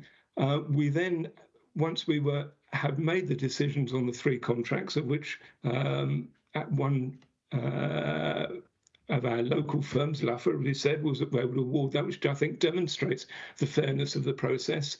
Then all of the bidders were told of the results, and then there was a 2-week standstill period where we weren't allowed to announce it publicly, but all of the bidders had the opportunity to challenge the results if they thought the process was being done unfairly. No bidder chose to challenge those results, and they all accepted the outcome of the bidding process. I think that needs to be made very clear, and it's then that we went public. With regard to the people that are receiving care, just before I come to that, so I think in terms of what Councillor Buckler said is that there's a seemingly arbitrary way this was done, with no notice or scrutiny, and that she's baffled by what it went through. I think that's just clearly not the case, because we clearly had a very detailed and transparent process at which members were involved, including her own group leader. I would say that, again, Councillor Bond also asked about involving ward members, speaking for residents. Again, there's been a lot of awareness about this over some time. It's not something that's been new or arbitrary. And she said that residents don't know how to talk to. I would say that in terms of how we're dealing with residents who are in receipt of care, they have been kept informed on the way. They've been told about the process upcoming. They've been told about the outcome of that process. They've been told that whether their provider is changing or whether they're keeping the same provider. They've been given the opportunity to speak to their individual social worker. All of these people who have care and support plans and designated social workers, they have been kept in touch and they've been able to do that, being given the contact details of their social worker in order to do that. So Councillor Bond saying that residents have told her they don't know who to talk through, I don't understand where that's coming from. I think that's probably all I want to say at the moment, but this is about providing a long-term, stable provision of domiciliary care for residents in the south of the county. There is clearly, as I said in answer to the question earlier, I understand people's concerns in terms of the individual changes they're going to face. We do want to try and minimise that as much as possible. We have going through a very detailed implementation plan with all of the providers, the existing ones and the new ones, so that they can transfer over the care as seamlessly as possible, and hopefully staff will transfer, as is their right under the 2P regulations, so they can carry on working in the areas they carry on doing so. But of course, there's never been a guarantee that individual care workers will continue working in their same patch or in their same organisation anyway. So we've never been able to guarantee that continuity of care, but we are trying to make it as seamless as possible, making sure that people have their needs met as much as possible, and that we need to reassure people that's going forward. I don't see a need for review of the process. We have a strategy that is reviewed regularly by Performance and Overview Committee that is only a procurement strategy that is less than 2 years old. We do go through regular scrutiny in scrutiny panels anyway, and I think this motion has the effect actually of taking officer time away from the important work of managing the transition and ensuring that our residents get the proper care that they deserve. So I hope we all vote against this motion, as well-intentioned as it might be. I think it is actually quite unnecessary and actually raises unnecessary alarm amongst our residents who are being cared for as closely as we can. Thank you. Thank you, Councillor. Councillor Callard. Thank you, Chair. I'll speak briefly a little bit more broadly about our procurement processes, if that's okay, off the back of Councillor Chandler's contribution. Councillors might remember that in October 2023, the Council passed its procurement strategy for the period 2023 to 2028. It had a number of procurement objectives, but second on the list was making procurement spend more accessible to local small businesses and the third sector. Last month, Council also adopted the updated contract procedure rules, which reflect the requirement of the new Procurement Act. The rules state that for below Procurement Act thresholds, where an opportunity is not advertised and where the market allows, that quotations and tenders should be sought from local suppliers. This is aimed at providing opportunities for local suppliers to bid for Monmouthshire Council contracts. This is made clear in the ARDL Buying Responsibly Guides for Officers and in the ARDL Contract Procedure Rules training that's available on the Council website. The ARDL procurement team aims to launch an ARDL selling guide to the Council in June, and this will be aimed at explaining to organisations how the Council does business and signposting businesses to support that's available. The guide will then be publicised to local suppliers.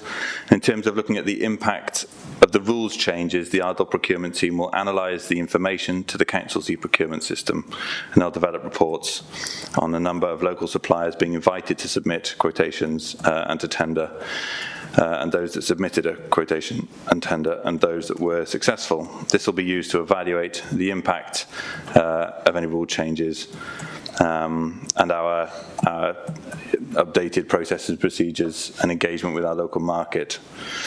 One point I'd like to highlight to Council that I feel is particularly important as we discuss this motion is that we need to be careful as elected members that while it's correct that we challenge the frameworks and specifications that we use to procure goods and services, that as elected members we don't get involved in the tender process itself or try and influence its outcome. As members, we do not want to influence the awarding of contracts, and we need to avoid any perception of a conflict of interest.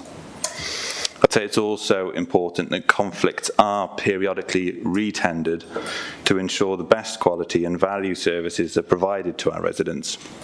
Winning a contract to provide a service to the council should not mean that that supplier of the service should hold that contract in perpetuity. Some quick numbers in terms of our spend on local and small businesses. Our SME spend has increased from 2023-24. It was just over 40%, and it's just under 44% in 2024-2025. And in the last financial year, we spent around 60% of our procurement spend within the Cardiff capital region, including Monmouthshire, and then another 6% on top of that if you include the border counties. This motion calls for the administration to undertake a full and transparent review of its procurement processes to ensure a level playing field for small and local businesses. Currently, our procurement processes do not offer a level playing field to local businesses. Instead, they favour local businesses, offering them an advantage over those located further away. This is the way it should be. We do also keep our processes under review to make sure that they're serving the Council's objectives. Therefore, I'm aligned with Councillor Chandler, and I believe that this motion is unnecessary, and I won't be supporting it today. Thank you. Thank you, Councillor. Councillor Taylor. Sorry, Chair. I think Councillor Howarth keeps lowering his hand accidentally. His hand was raised. Okay, Councillor Howarth. Yeah, I'm struggling this afternoon with the new system, but there you go. Oh, so am I. Chairman, I don't want to touch on procurement here because I felt members within the chamber have the right to touch on that. But what I'd like to touch on is actually process. And it's been mentioned twice within the chamber from the cabinet member and by our head of finance within the cabinet that actually the process that we carried out to get where we have at this moment in time is correct. I disagree, and I'll give you just one example. Well, I can give you two, but the first one was Tudor Street, but I'll give you an example on the line of Tudor Street. If Councillor Chandler thinks that attending a cabinet meeting is pre-scrutiny, I believe he's totally wrong in presuming that. I've sat and watched cabinet meetings, and that is not pre-scrutiny. That's just give us your question, we'll move on. You know what I mean? My representative, representing myself, tries really hard to focus and drive questions through cabinet. It's virtually impossible. I've watched them. I can't speak for the other opposition chair leader, but I believe my representative does it quite well, but gets really frustrated. So let me give you some times and dates, members. The cabinet was on the 22nd of the 5th, 24. Our next people's scrutiny was 17th of July. During April, and the prox date was round about the 18th, approx, seemingly it was put on our members' forward planner and then was removed. It's not on there. I checked with scrutiny. I believe members have missed the opportunity to look at the document before cabinet. There was no time given, and I find that actually patronising for every one of us who don't sit on cabinet, and even the leading group. I find it appalling, and I'm really annoyed about it since the debacle we had over Tudor Street. Same cabinet member took Stewart Street forward from a different cabinet member. That is appalling for this council to get where we are. And let me read some of the comments in the document. There was every opportunity for this council, for this cabinet, to bring it back to us. The resource implications, we've got a £6 million budget here. That's the document from 24, which was going to the next stage. But the latter part of that document, 6.4 bullet point, as work proceeds in regard of the procurement process, that's works proceeds before we get to procurement, opportunity was there for the cabinet member to add it to the planner to the next stage, for us as a council and members of opposition leading group to actually have a look at where we was going. And I think half the trouble within this council now is we do not engage, but the fault isn't with the members, the fault is with the cabinet and senior leadership team within this council, and it cannot continue because it happens all the time. And I'm really annoyed about it because I do focus on cabinet, on scrutiny. There was a member here. Councillor, I won't have criticism of council officers who have no right of reply in this meeting. Thank you. Well, they can reply in writing to me, Chair, if they'd like. I don't really. That's up to them. They want to reply to me. Thank you, and Chair, can I just say as well, Councillor Pavia, there was a member from USC some weeks ago brought a question to this council: is scrutiny functioning right within this council? Because it's not. And this is another example why we as members get frustrated and get annoyed at where this council is directing itself. Yes, things are hard and things aren't good out there, but we should unite and work together, and that just does not happen. I mean, chairs, members work extremely hard in trying to deliver policy and direction for this council, and if we can't get our cabinet to work with us in doing that, we're going to go nowhere. And I do believe that the members here today who've brought this motion are as frustrated as what a lot of us are in delivering for our people. Our residents of the south of the county deserve better than what they've got here. Thank you, Chairman. Thank you. Councillor Taylor. Thank you, Chair. Sorry about that bit of a to and fro in with the raise hand function. Chair, I'll just declare an interest for complete openness and transparency. I live in the local area where one of the domiciliary care providers is based, and I see them every day.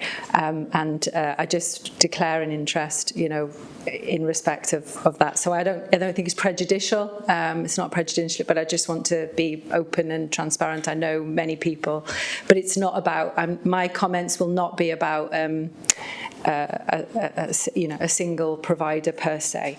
But I do just want to respond to some of the comments, about Cabinet. I agree with Councillor Howarth. Cabinet is not a scrutiny function of this council. When one goes there, one can ask questions and get a response, but there isn't a right of reply to that response. Cabinet is a decision-making function, and I'll be completely honest with you. When I went to Cabinet, I did ask questions about this particular paper, and one tries to, but you can't keep abreast of everything. But I have to say, because it was a strategy, I very much expected that there would be further information about the process going forward. There hasn't been any further information, and I think the first we all understood was when the outcomes were announced, I think, and obviously some people have voiced their concerns. So from that perspective, it does say very clearly, people have talked a lot about quality, it does say that we didn't know what the cost savings would potentially be in the strategy. It said that would come forward later. I've seen nothing come forward to Council to advise us of what that's be, but it does say clearly one of the key drivers is cost savings. So, let's be honest and reasonable about this, because it is important. People who don't live in the south of the county may not think it affects them currently, but if this same process is followed, then of course it may have implication for other areas in the county, which I think why we're very keen to have this discussion.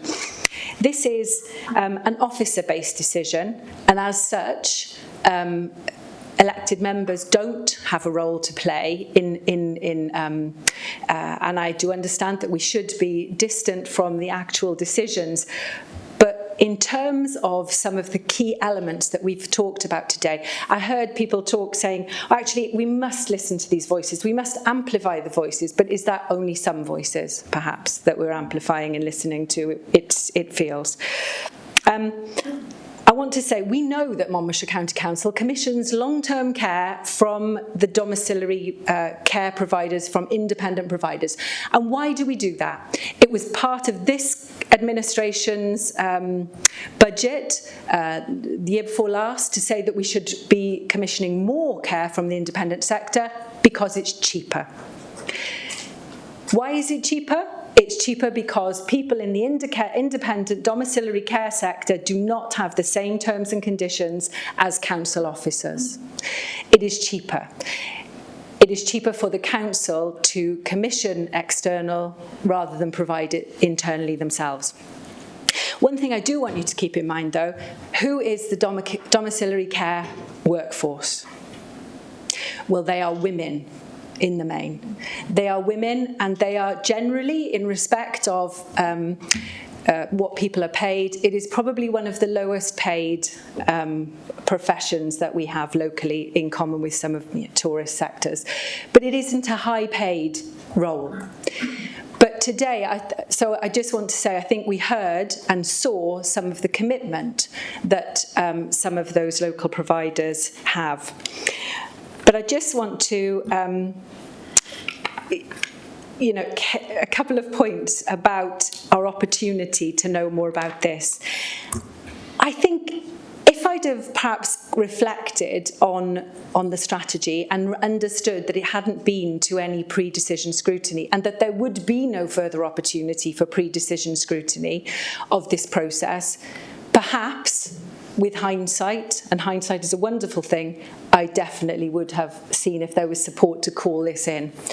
I didn't, and perhaps that's a failure on my part. You can't do everything.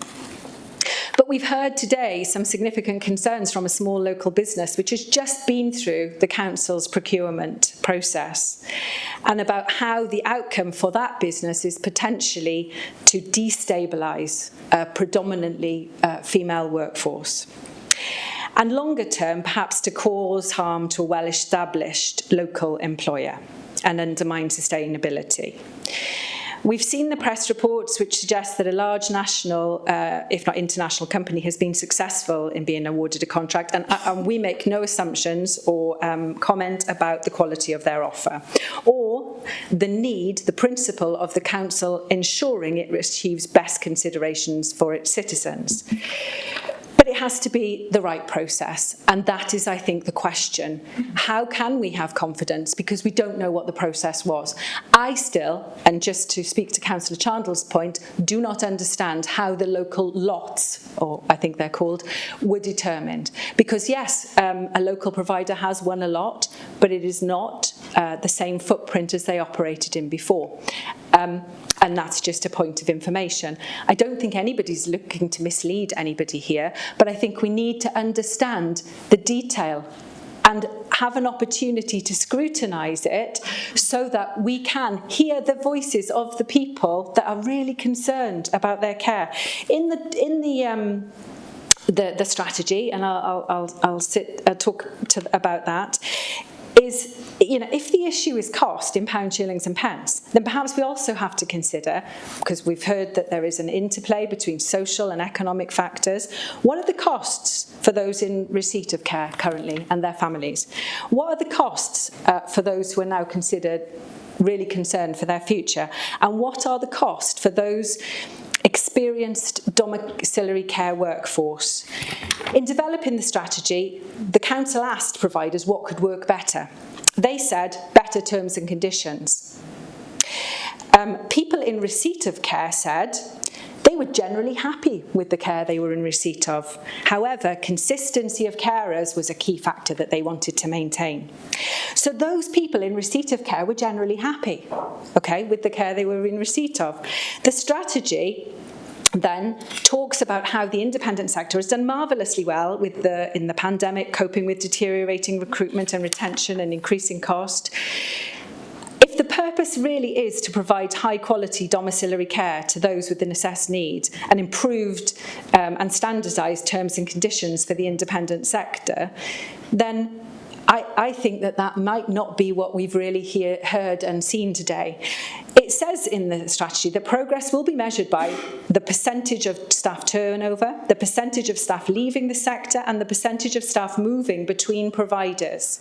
We heard today that there's currently very low turnover in some providers, but I don't know what that baseline looks like.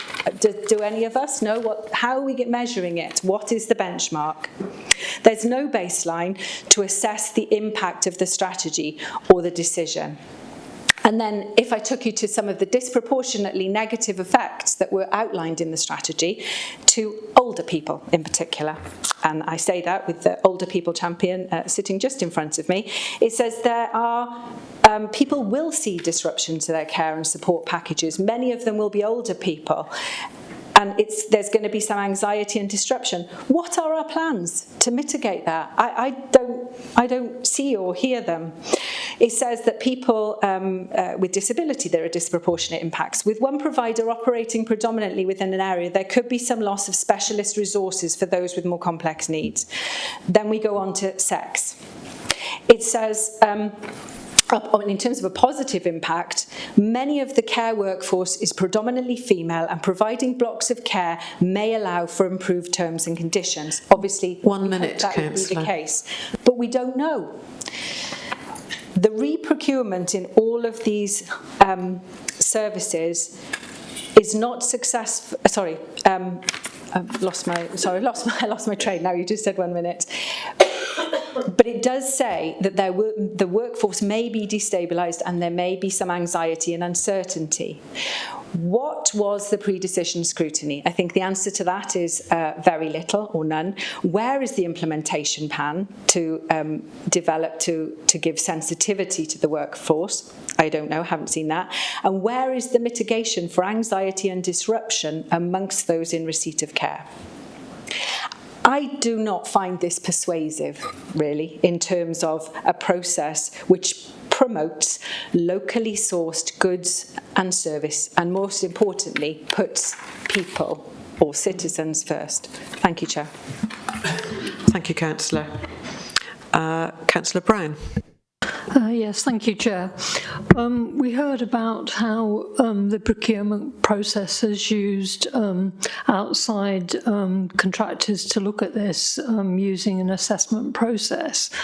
But I think the thing that we need to do is to look at I certainly agree with the amendment that's been added about agrees to review the process and decision-making involved in the commissioning of domiciliary care contracts in the south of the county, because I think we've got to emphasise on an internal basis, when we look at these external procurement processes, has the contract placed enough emphasis on local businesses?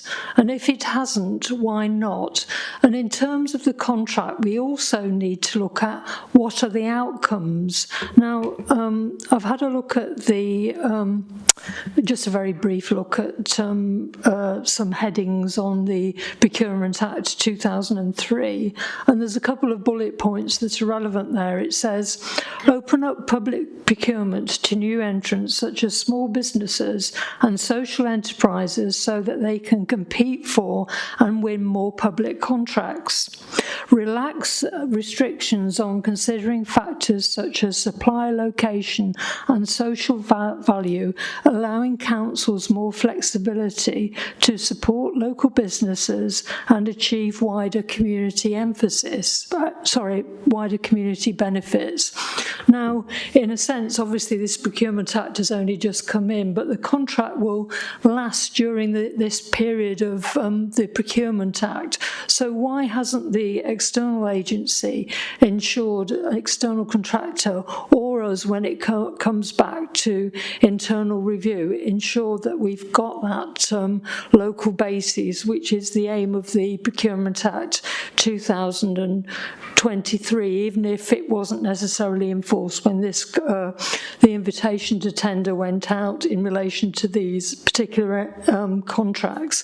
And the question is in terms of three main contracts, I mean, obviously Councillor Chandler has mentioned, shortage of travelling distances and so forth, but then relying on a smaller number of contractors has its own disadvantages as well, because if the Procurement Act aims to allow more small businesses to win more public contracts, then in actual fact what that says to us is that there should actually be more than 3 providers because of the emphasis upon local businesses which, perhaps want a smaller piece of the domiciliary care contracts. So I don't think that the process, I think we need to look at the outcomes, and I think the comments that have been made in relation to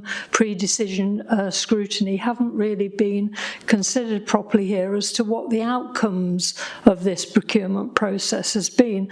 I know one of the outcomes seems to be a great deal of uncertainty among our local care providers, and also the people who are being provided with care are very concerned about the fact that they've had a carer for a long time and they want to maintain that trust and support that they've already got with them.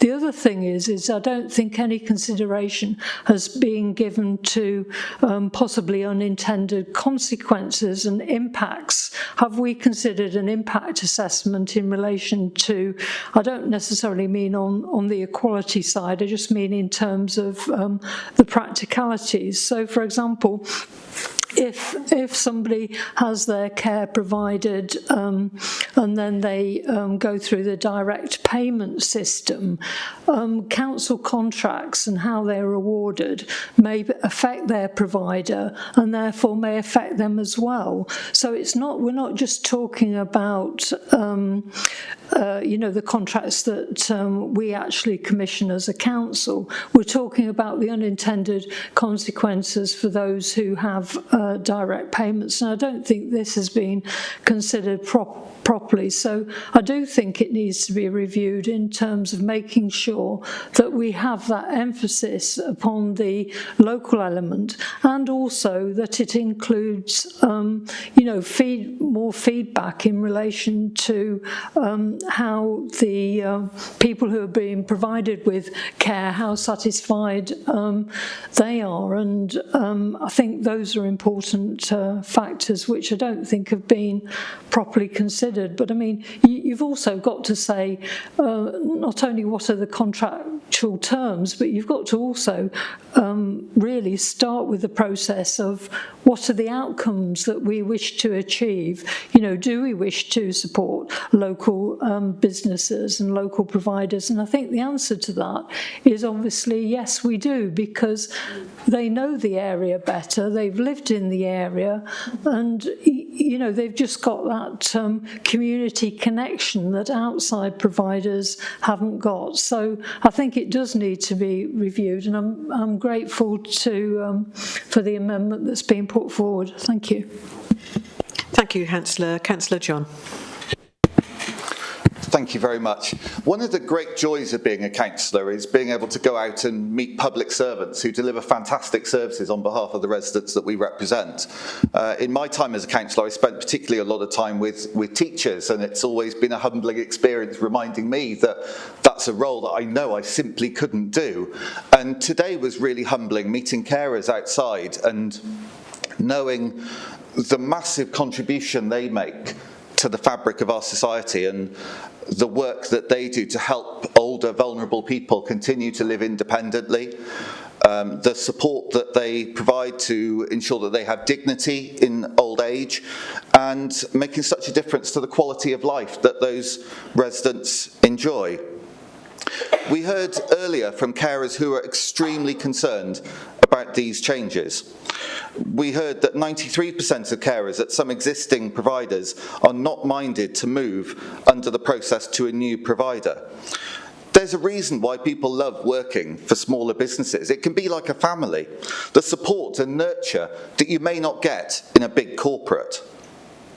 We have significant concerns about the administration's procurement processes, and we're particularly worried that there isn't a level playing field for smaller local businesses. Now, Councillor Chandler said earlier that this tendering exercise was not motivated by cost, but by quality. Well, it's since emerged that a number of care providers in Monmouthshire were contacted before this tendering process, and they were asked to reduce their costs. This request was made knowing full well that this would lead to a cut in pay for carers, some of the lowest paid workers in our county, recognising that for care providers, staffing is their biggest expense. Can I have a point of clarification, please, Chair? Yes, Councillor Chandler. Councillor John stated that I said that this was not motivated by cost but by quality. If I clarify what I said that the tender process, that quality was given a higher rating than cost. That's for clarification. That I should also say that no care worker will be having their pay reduced because all care workers are required to pay the real living wage. We monitor how much our care providers pay, and they all pay the real living wage. They all pay the same. Thank you. Councillor John. Yes, and many care providers pay above the real living wage, so we can't assume that everyone pays the real living wage and not a penny more. Anyway, we've acquired a copy of the initial invitation to tender documents. And I quote point 11.3, where it says, the lowest price submission will be awarded the maximum score. So it is clear, while I appreciate there was a... Sorry, Chair, you just can't quote bits of documents out of context. That could have been the bit which is about the financial scoring. So of course you're going to score better on the financial. Like, taking things out of context points is just completely... I think it's very confusing for the public. Councillor John, please continue. Thank you. That point refers to the element about cost, but it makes very clear that cost, appreciate cost is 40% of the tendering award, but that point makes it very clear that there is a maximum score for the lowest price. So that is an incentive for big corporates to undercut smaller providers. We noted in the documents that there's no requirement to advise about the experience of staff, only their qualifications. There was no reference there to the Care Quality Commission or Care Inspectorate Wales reports. The tender talks about quality, yet seeks to reward the lowest price in the assessment process.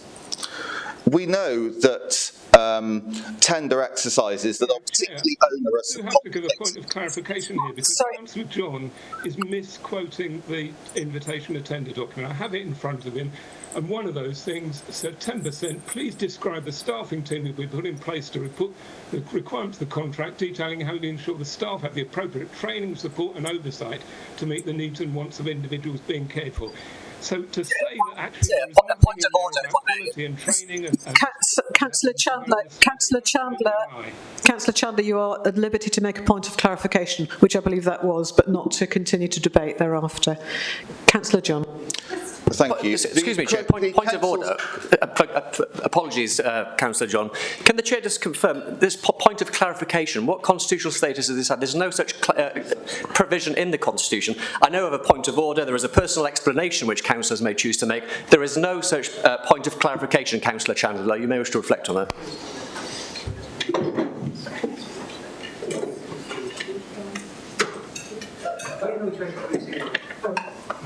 You're being agreed with. Okay, thank you. Councillor John. Thank you. The Council's corporate plan literally commits the Council to a socially responsible procurement strategy to promote locally sourced goods and services. Yet successive procurement exercises have failed to deliver on this promise. This discourages an onerous tendering exercise can be a real deterrent for smaller businesses. Larger external providers will clearly have greater expertise in submitting bids for large public sector contracts. Some of them can afford to take on consultants to complete tender documents using public sector and Welsh Government buzzwords. I note in the documents that there are 57 indexed sections in the terms and conditions alone. Members will recall that this time last year, almost to the day, we were debating the milk and dairy tendering process that the council had undertaken. The contract was awarded to a company based in West Wales, turning its back on a long-standing local provider. This was clearly not a level playing field for smaller businesses, and it was weighted in favour of larger companies. One of the requirements in the tendering document was that bidding companies have third-party food safety accreditation. Why? As a council, we literally award food safety hygiene ratings. So why was our own process not good enough? For small independent businesses, third-party accreditation is extremely expensive and unnecessary when standards have already been verified by our own staff. For a larger company, going to this expense might be no big deal, but for smaller companies, it's another unnecessary hurdle for them to jump. The tender documents for the dairy contract were littered with mistakes. There were multiple points that were contrary to the corporate plan.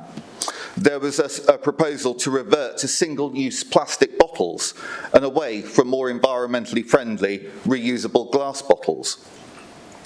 In the list of council services that should receive dairy products, it listed private, non-council run schools and schools that had closed many years ago.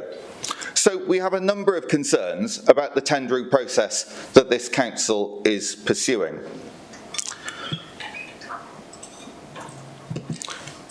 I'm also concerned that this administration is no friend to small business. There is a risk that larger providers could be less flexible, have a more target-driven culture. This could mean a less personal approach.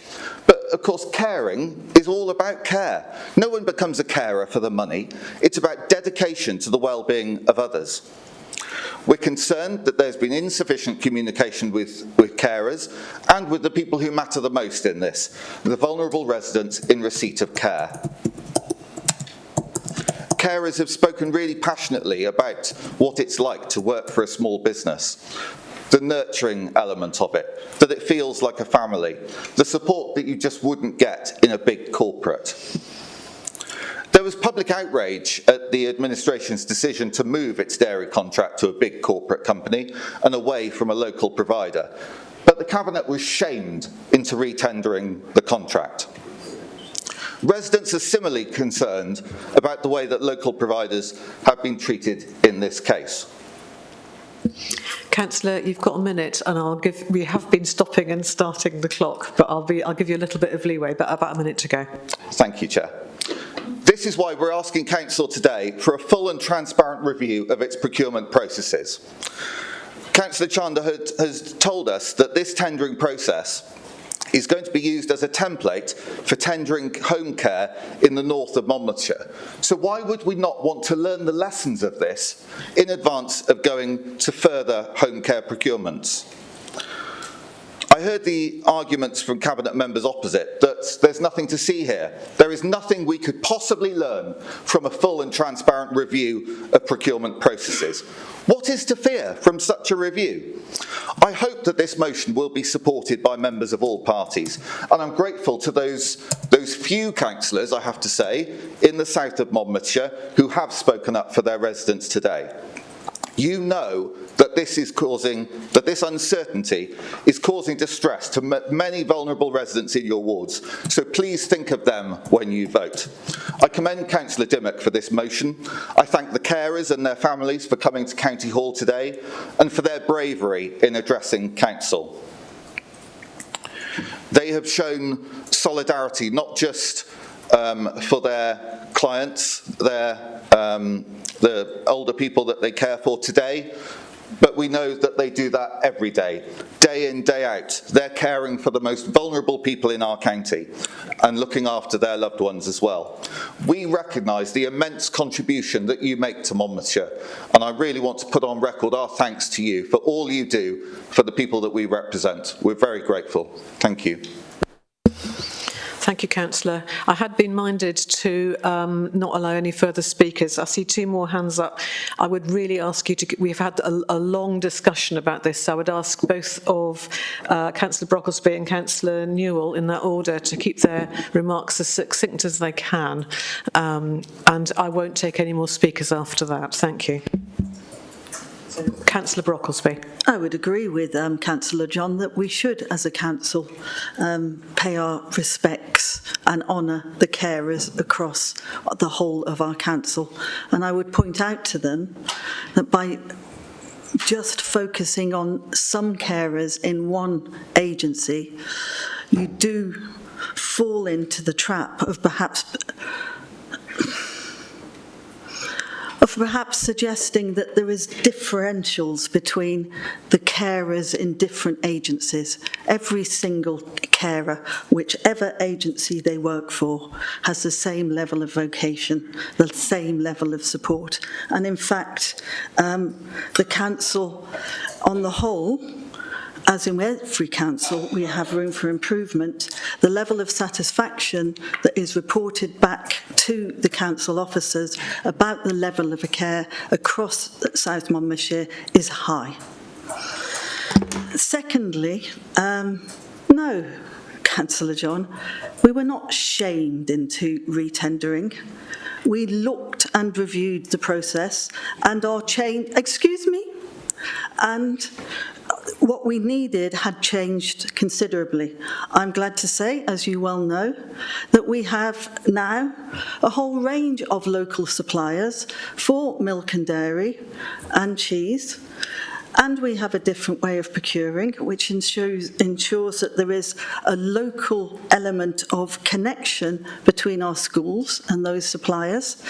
And it has been acknowledged in case studies that that is a very good, innovative, good practice way of engaging with small and micro businesses, from early soft skill marketing to working out together how to do the tender. And these lessons were learnt through the social care framework. And the reason why I will be opposing this is not, and I did not hear my colleagues say there was no need for them to learn at all, that they would carry on. It's because they said there was systems and mechanisms in place that would allow for that review. Thank you. Councillor Newell next. Thank you, Chair. And first of all, can I also pay tribute to all our carers, especially in my hometown of Monmouth, but everywhere. And what a huge pleasure it was earlier meeting all the amazing carers and the gentleman, I didn't take his name, I think it was Nigel. Henry. Chatting to them earlier, I'm terrible with names, and just thank them for all their hard work, and I feel really sorry for what they're having to go through at the moment. I'm speaking here as a county council. I'm going to be very, very brief. I'll be very, very brief. I'm speaking here as the county council here to represent my residents and also the local businesses in my hometown of Monmouth. And I just wanted to note some of the concerns they have with the county council and the way that they're procuring contracts and awarding business that really should be coming to businesses and people in our area. And I will give you some anecdotal things that I've had in meetings with care companies and with care receivers, if I can. I know some of them are watching today. As a relatively new, I'm using the word relative now instead of just new, council member, I've taken the time, of course, to read through the MCC Community and Corporate Plan 2022 to 2028. As part of that document, the MCC sets out our core values: teamwork, openness, flexibility, fairness and kindness. Okay? Under fairness and kindness, it reads, we provide opportunities, and we being MCC, opportunities for all people and communities to thrive. We will always treat everyone fairly and consistently, and we will put the importance of relationships and the connections that we have with one another at the heart of all our interactions. It's my view that the current procurement plan and the way that these care contracts are being awarded is ignoring that core value. I didn't write it. I'm guessing that my colleagues opposite wrote that. So we're in complete contradiction of that in my view. I also want to speak, I did have some carers and care leaders that wanted to come in and sit in chambers today. And it was good. It was a good job they didn't, because there wasn't any room. And if they couldn't see the back of the room, there must have been 30 or 40 carers there. And thank you to the speakers who asked some amazing questions. Under our objectives, we must provide high quality social care, which enables people, so clients, care receivers, their lives on their own terms. These new care contracts that have been awarded, in my view, are taking that away. They're not having the choices they require to best receive their care and best live their lives. We also have a duty to promote professional and passionate social care workforce and promote social care as a career of choice. Now, we all know with these new contracts pushing away local people and local care people that want to enter into this profession by awarding or potentially awarding contracts to companies not within Monmouthshire. Again, that goes against one of our core values.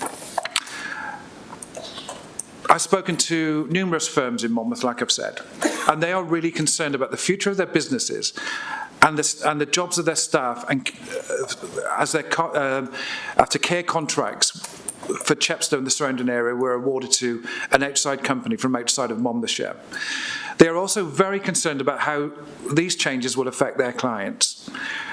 And I use the word care providers, but they have to use the word clients, which I think is a wrong word. But anyway, local care firms have told me that their staff, some of their staff would not be able to get employment elsewhere due to the part-time and flexibility that they currently have working with their smaller private firm.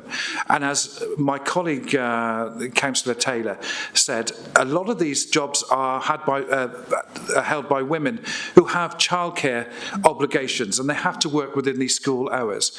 I'm told by this care provider company that this new firm that have been taken on in Chepstow and surrounding area are only taken on full-time staff, so thus alienating lots of care workers in my area.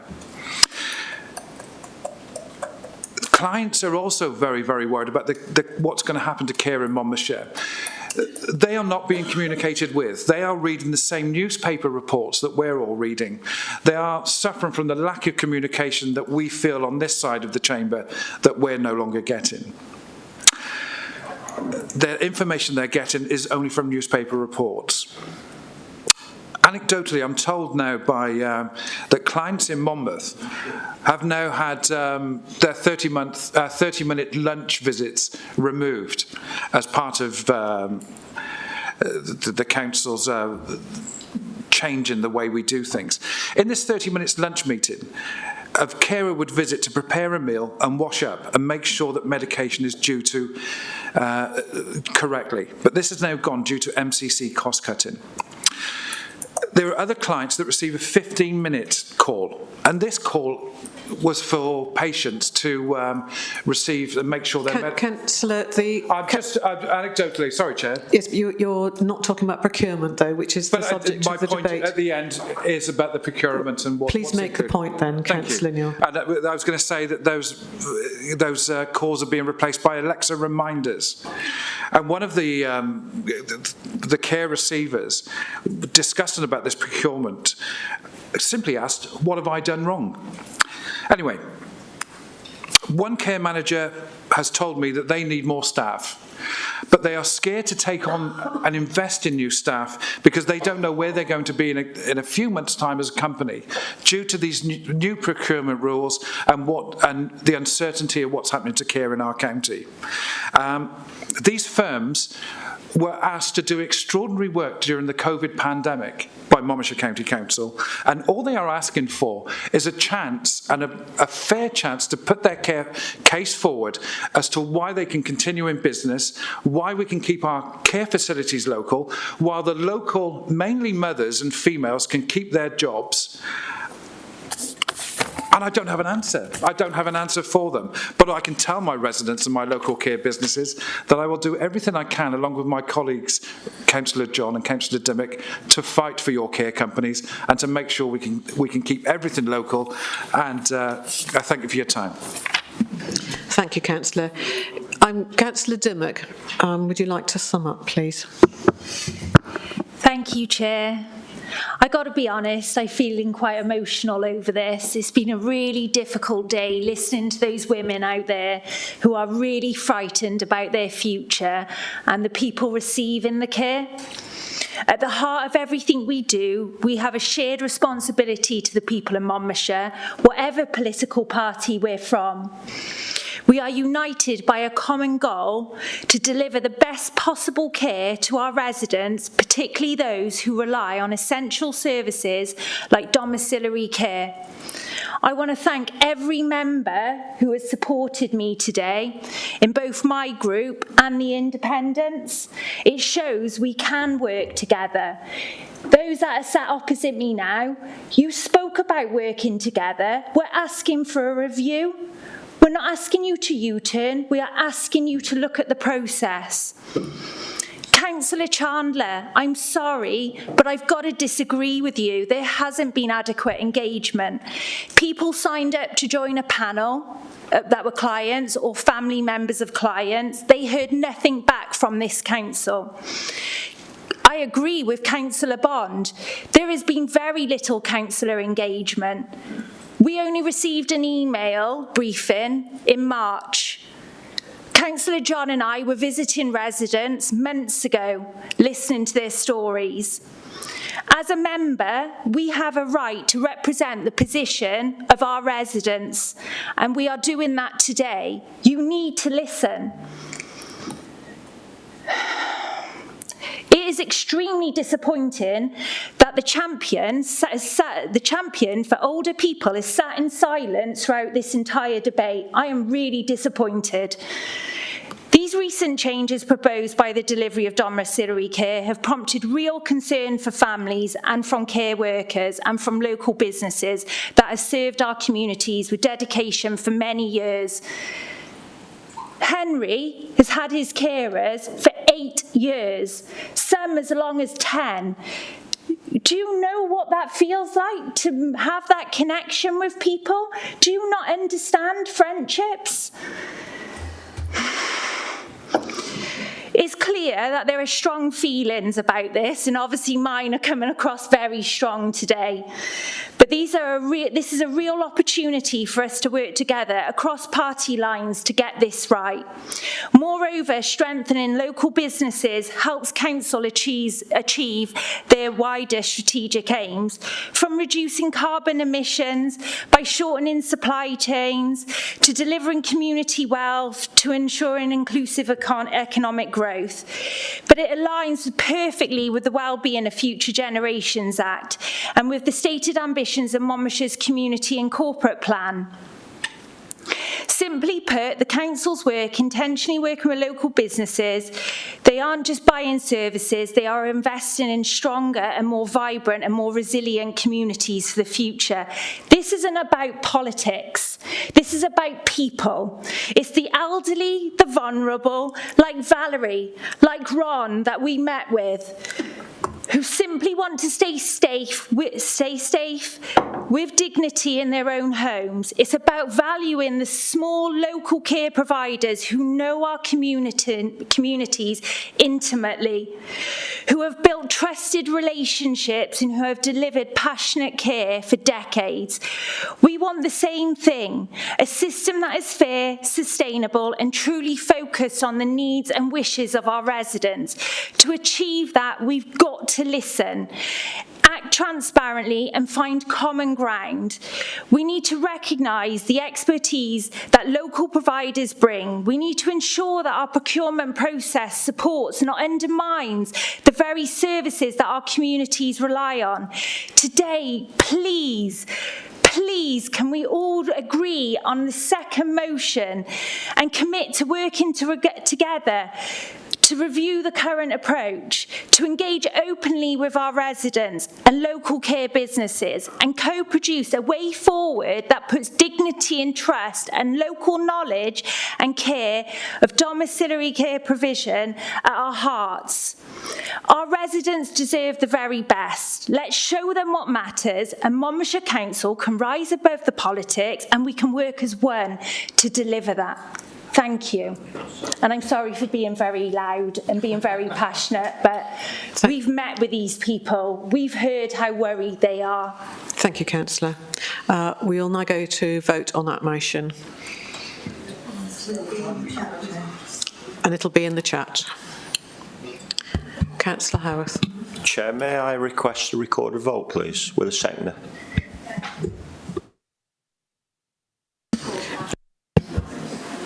You've got Councillor Watts. Yeah, fine. Recorded vote.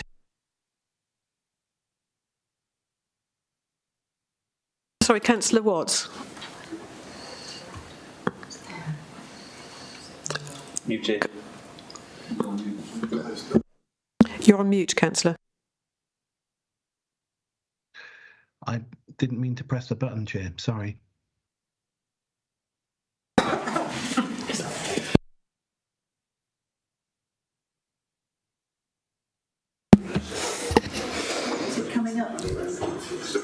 I think we're doing a recorded vote. Councillor Bond.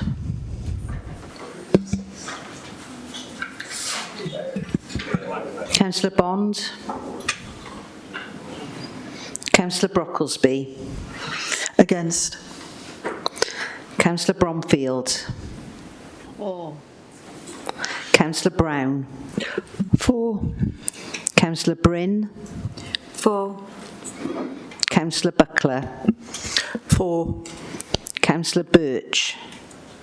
Against. Councillor Butler. For. Councillor Callard. Against. Councillor Chandler. Against. Councillor Crook. Against. Councillor Davis. For. Councillor Dimmock. For. Councillor Eason. Against. Councillor Edwards. Councillor Edwards. Councillor Garrett. Against. Councillor Garrick. Against. Councillor Griffiths. Against. Councillor Grocott. Against. Councillor Howarth. For. Councillor Howells. Against. Councillor John. For. Councillor David Jones. For. Councillor Penny Jones. For. Councillor Keir. For. Councillor Lane. For. Councillor Lucas. For. Councillor Maybe. Against. Councillor McConnell. Against. Councillor McKenna. For. Councillor Murphy. For. Councillor Neal. For. Councillor Newell. For. Councillor Pavia. For. Councillor Powell. For. Councillor Riley. For. Councillor Rook. Against. Councillor Sandals. Against. Councillor Stevens. Against. Councillor Strong. Against. Councillor Peter Strong, sorry. Against. Councillor Taylor? For. Councillor Thomas? Against. Councillor Watts? Against. Councillor Webb? For. Councillor Wright? Against. Councillor Bond? Against. Oh, gosh.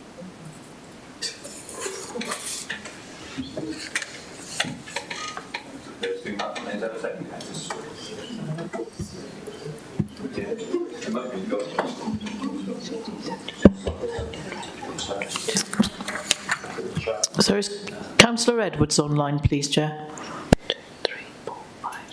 I'm sorry, could you say that again?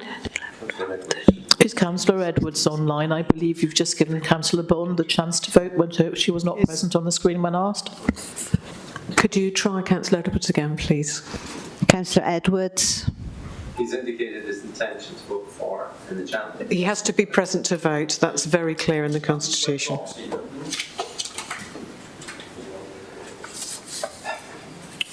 Is there some sort of technical issue? Yeah.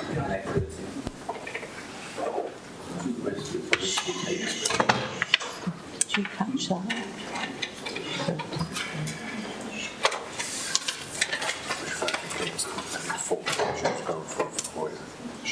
Yes, okay.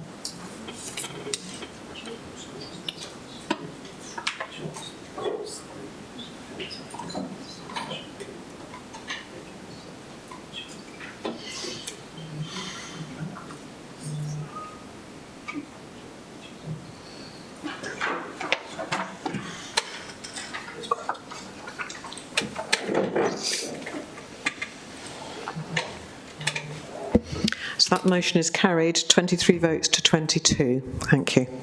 We'll now have a 10-minute break. So back at just after 10 past, please.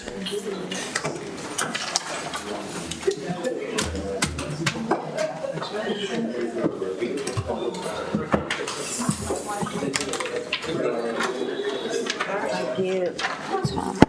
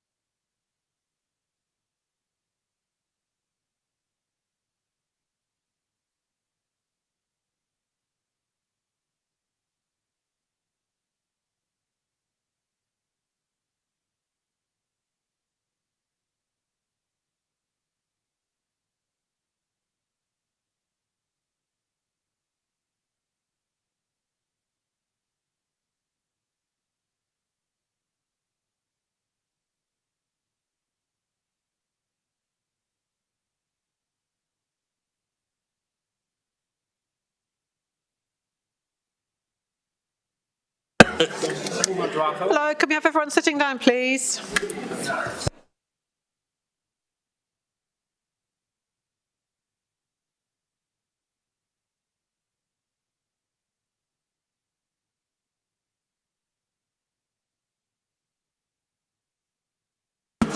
Okay, thank you very much. Hope we're all refreshed. And we go into the next section of the meeting, which is questions. So the first question is from Councillor Davis to Councillor Birch. Councillor Davis. Thank you, Chair. The question is to ask the Cabinet Member for an update on the authority's active travel plan, including the development of the Llanfoist pedestrian bridge. Thank you for the question. As you'll be aware, the Active Travel Wales Act 2013 required local authorities to develop their active travel network maps and prioritise creating routes for walking and cycling and wheeling.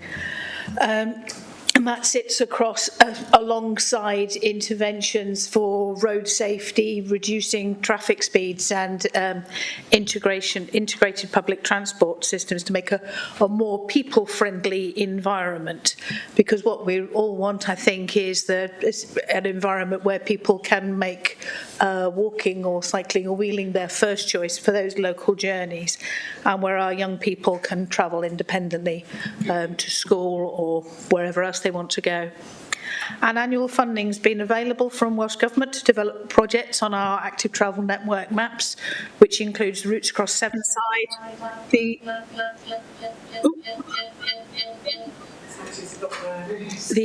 an active travel bridge across the River Wye in Monmouth, and perhaps the most ambitious, which is the bridge across the Usk between Llanfoist and Abergavenny, linking new accessible routes for Llanfoist with Castle Meadows. We've recently delivered additional phases of the Williamsfield Lane Links project in Monmouth and phase 1 of the Caldecott Links project, converting the disused railway line for a safe and accessible route connection, joining communities. And equally important, we continue to deliver smaller projects such as the dropped curbs and crossings, which make a difference to the walkability of local communities, and interventions such as road safety and cycle training. And in the last year, large-scale physical improvements have been made in Monmouth and Caldecott, with projects progressing through well-tagged stages in Caldecott, Mega, Undy, Usk, Chepstow, Monmouth and Abergavenny. And despite the challenges around grant funding, we are making progress right across the county.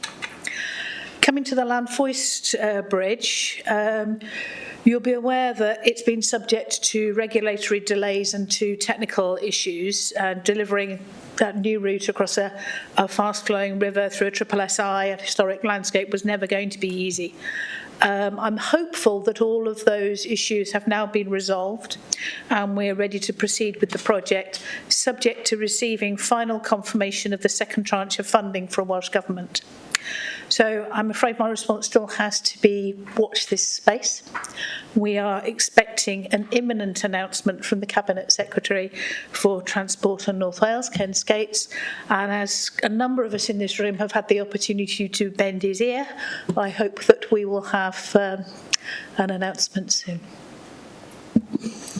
I'm grateful for that response from the Cabinet Member and particularly those words of reassurance, given some of the press coverage in the past fortnight or so, which has been speculating about potential cuts to the Welsh Government's active travel budgets, and of course the potential read across to such schemes as this scheme, which of course is vital to the community of Llanfoist. May I press her to continue to engage in that constructive spirit with local residents, particularly the Community Council and businesses, particularly in this delivery phase.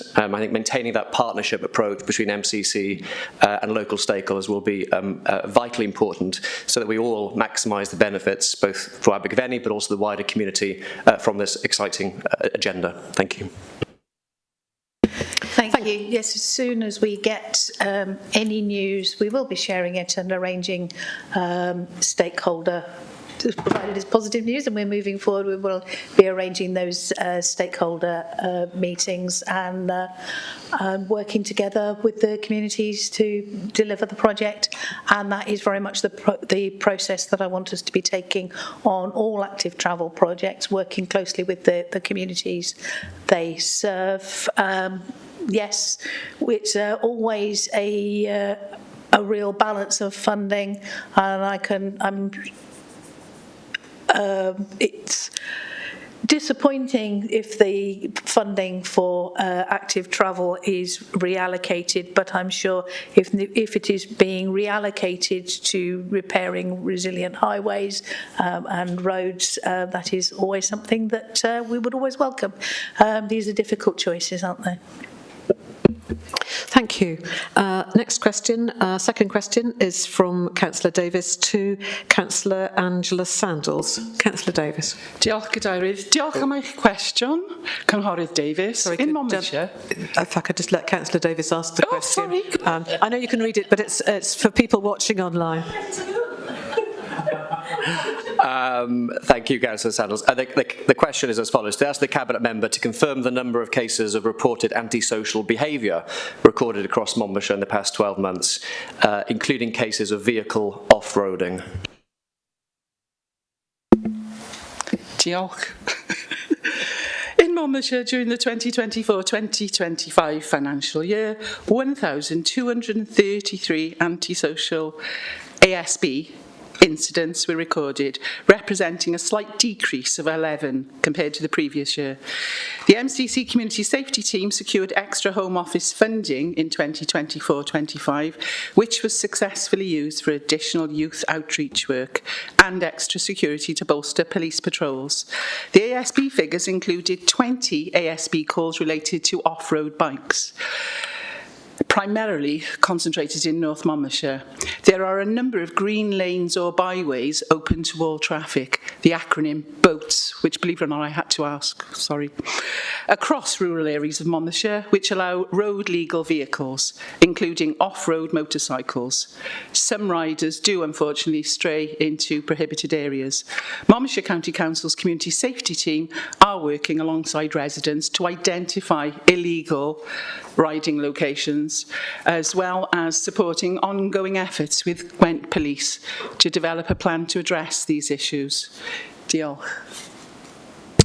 I'm grateful for that response as well. I mean, as you'll know, in my own ward of Llanfoist and Gavilan, I've received a number of correspondence from concerned residents who've been directly impacted by the often thoughtless and intimidating behaviour of some of these off-road vehicles who've caused a lot of, understandably, anguish for those residents, particularly in Upper Llanellan. Whilst I too acknowledge the efforts of Gwent Police, which have been noted, can I perhaps invite the Cabinet Minister to, member I should say, not Minister, the Cabinet Member to join me in Llanellan and to meet with some of the local residents to explore what further resource can be leveraged, both through the authorities' offices, but also in partnership with Gwent Police to address their growing concerns. Thank you. Absolutely. Yeah, I'd be pleased to join you. But also, hopefully, the residents are still reporting all the hot spots where this is happening as well, yeah? Yeah, and I'd be grateful to join you as well. Thanks, Councillor. Thank you. Question 3, also from Councillor Davis, and this question will in fact also go to Councillor Sandals. Councillor Davis. This is the last one, I promise, Chair.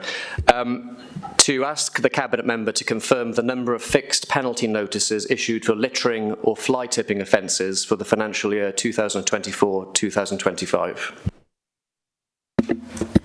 More Welsh, I'm trying. Diolch eto, Cynghorydd Davis, am eich cwestiwn. Thank you again, Councillor Davis, for your question.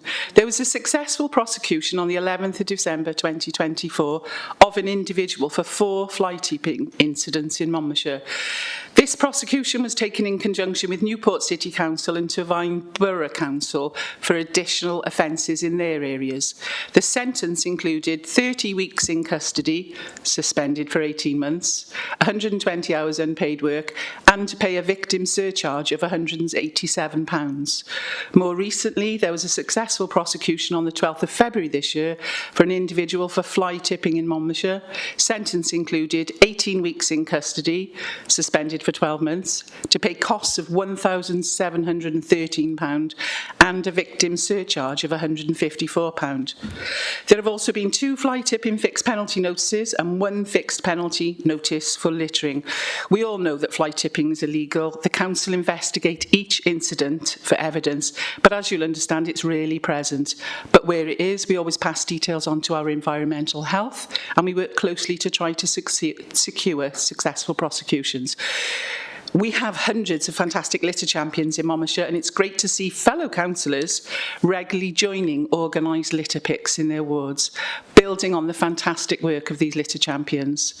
This helps Monmouthshire to be in the top quartile in Wales for cleanliness, for litter. And this is a timely question as well, because we have a members' workshop booked in June to look at litter, dog fouling and fly tipping, and where members feel perhaps there's a need for better signage and higher levels of education and enforcement. And I hope as many as possible of us can attend that seminar. Diolch, Councillor. Again, I thank the Cabinet Member for that response. It's disappointing to hear of so few fixed penalty notices being issued for littering and fly tipping offences across our county, which I fear does very little deter those who seemingly act with impunity and who go about tarnishing the natural beauty of this county. May I too applaud the efforts of our countless litter picking volunteers and pay tribute to the Keep Abergavenny Tidy group in particular, who do so much wonderful work to tackle the scourge of litter across our communities. I was pleased to learn of the member-led seminar, but may I perhaps invite the Cabinet Member to bring forward a report to full council at the earliest convenience, specifically to address this issue of deterrence and to explore how else might we tackle some of the challenges associated with enforcing and deterring would-be litter offenders across Monmouthshire. I think that's a cause that will unite this entire chamber. Thank you. Thank you, and I also think that the members' seminar should preclude that full council, and then we can get all the ideas from all the members, and I think that's a brilliant idea. Thank you, Councillor. Thank you. And the next question is the fourth question from Councillor Strong to Councillor Birch. Thank you, Chair. Can the Cabinet Member give an update on progress towards the development of a cultural strategy for Monmouthshire?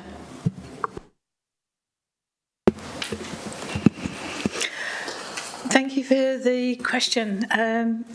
The work over the last year has included engaging with several groups in the heritage and arts fields, canvassing town and county councils and hosting networking groups events for the many people who live or work in Monmouthshire and are engaged in cultural industries and community activity.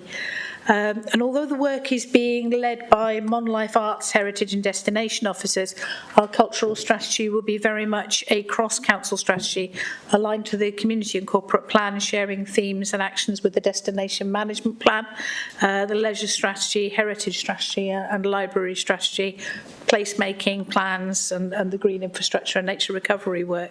So it really sits across a lot of areas that are our culture, are the things that people enjoy. And there will be three themes of people, places and prosperity.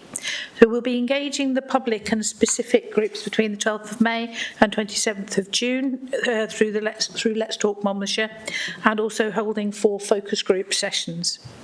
And the final strategy will be compiled during July and August, and will then commence the political process of approval and adoption. But as with any creative activity, the process is just as important as the product, and there's a lot been going on. So the current work is building on the work from the Creative Industries Cluster Hubs project, which mapped and brought together over 200 visual arts organisations and practitioners working in the county, and has led to a continuing network for the visual arts.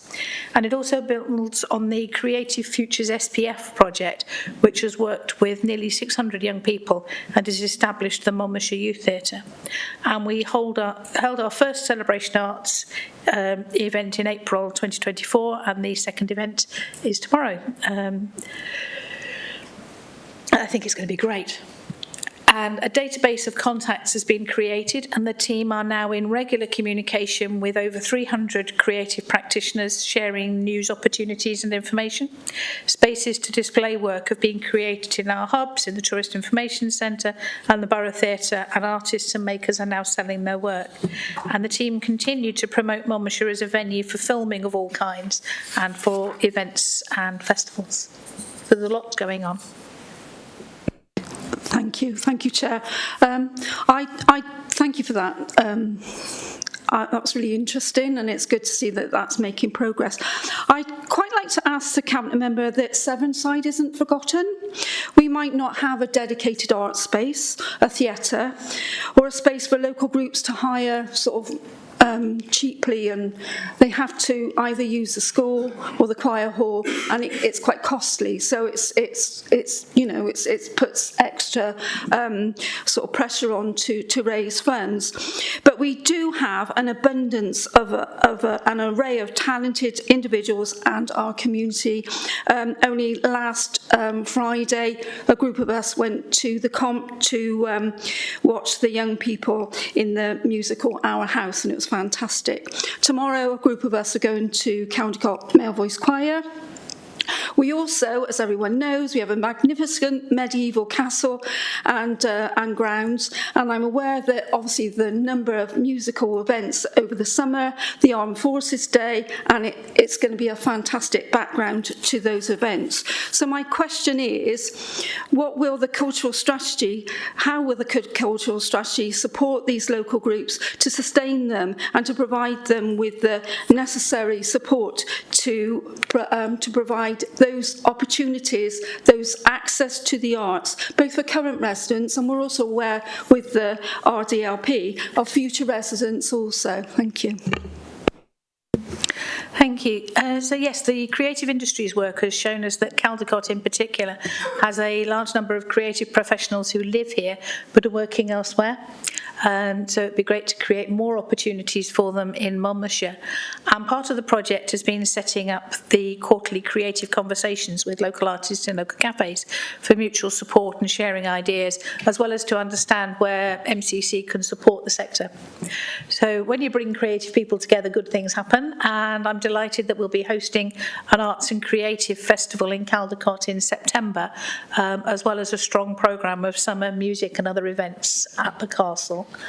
And I know that the team are working on how we can best support the many voluntary groups and community groups such as choirs and youth theatre groups. And so one example of that is the refurbishment of what was the costume collection for Gwent Youth Theatre, which is now available for all the community theatre groups in the county. But they're also looking at other practical ways in which we can support the sector.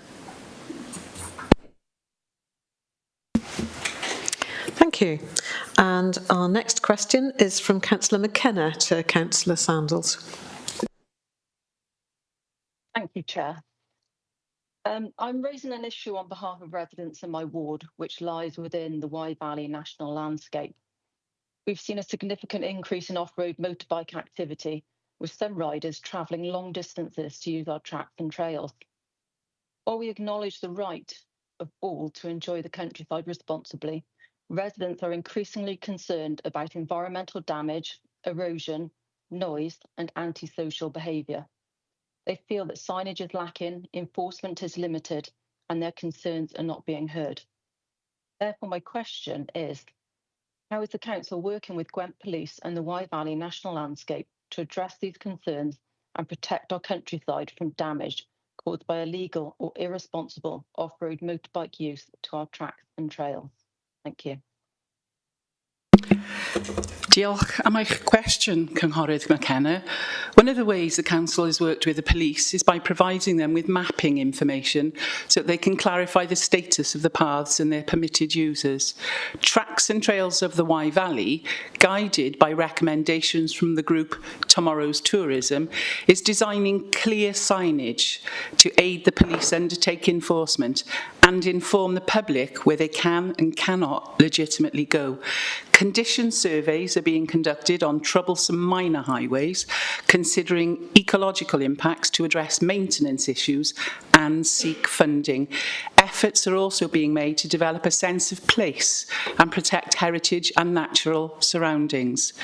The use of counters are being investigated to evidence usage, potentially leading to traffic regulation orders. The Wye Valley National Landscape Team are developing clearer ways to outline responsibility and reporting channels. The police have been asked for complaint statistics, but unfortunately have not been able to participate in meetings at the moment due to resource constraints, and the same applies to NRW. However, we anticipate they will be involved as work progresses. Currently, Countryside Access and Highways are working together to produce guidance and briefings on traffic regulation orders for tracks and trails, and more recently, the Council has been seeking to address specific issues such as bridleway damage by motorcycles in collaboration with the police. And again, as I said to Councillor Davis, the more that we can report where, people are actually breaching, where they're not supposed to be, the better informed, the better data we can give to the police and use it. So gobeithio and bydd hyn yn helpu. I hope that helps. Diolch. Thank you, Councillor Sandals. Just as a supplementary to that, Councillor Richard John, who is my fellow ward member of Mitchell, Troy and Trellick United Ward, we visited Whitebrook, which is one of the hotspot areas, and we spoke to residents regarding their concerns. So will you lobby Gwent Police on behalf of them to increase enforcement in these hotspot areas, please?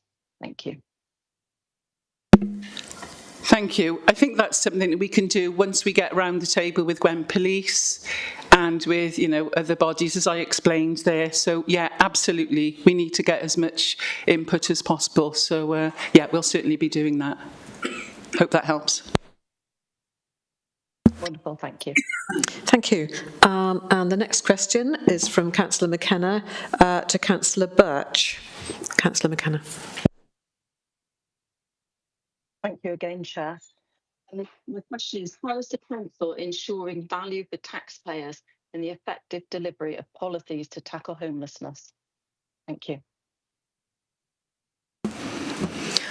Thanks for the question. The delivery of the Council's homeless service has been extremely challenging over recent years, as it has for other local authorities in Wales. We've experienced higher numbers of people presenting as homeless, many of whom have had high levels of support needs.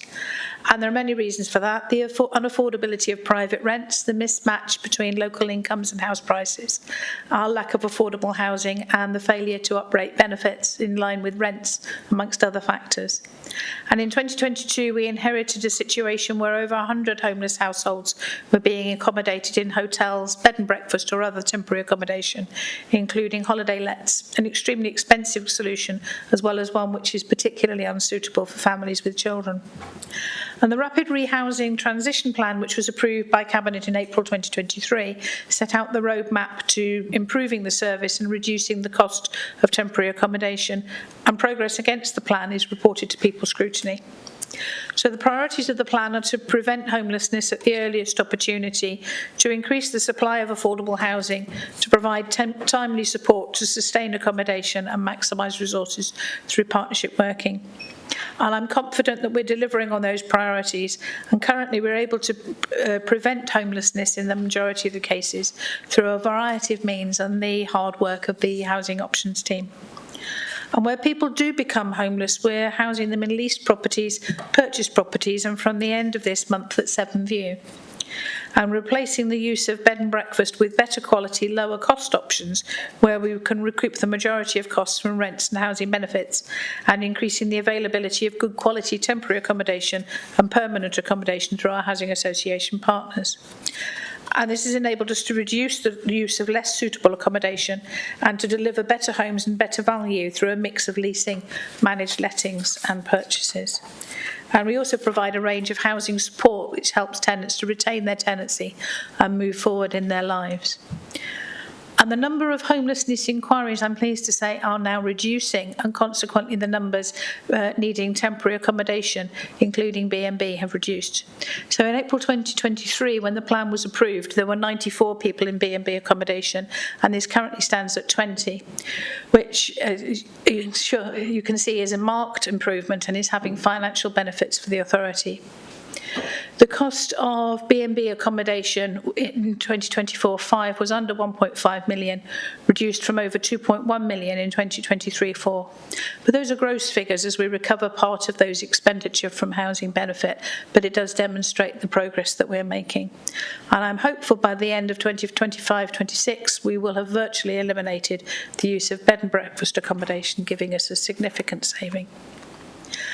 And overall, I'm confident that the investment in preventing people from becoming homeless and providing quality temporary accommodation and support and increasing the stock of affordable homes provides good value, particularly when you compare it with the alternative, the enormous human and financial cost of allowing people to become street homeless.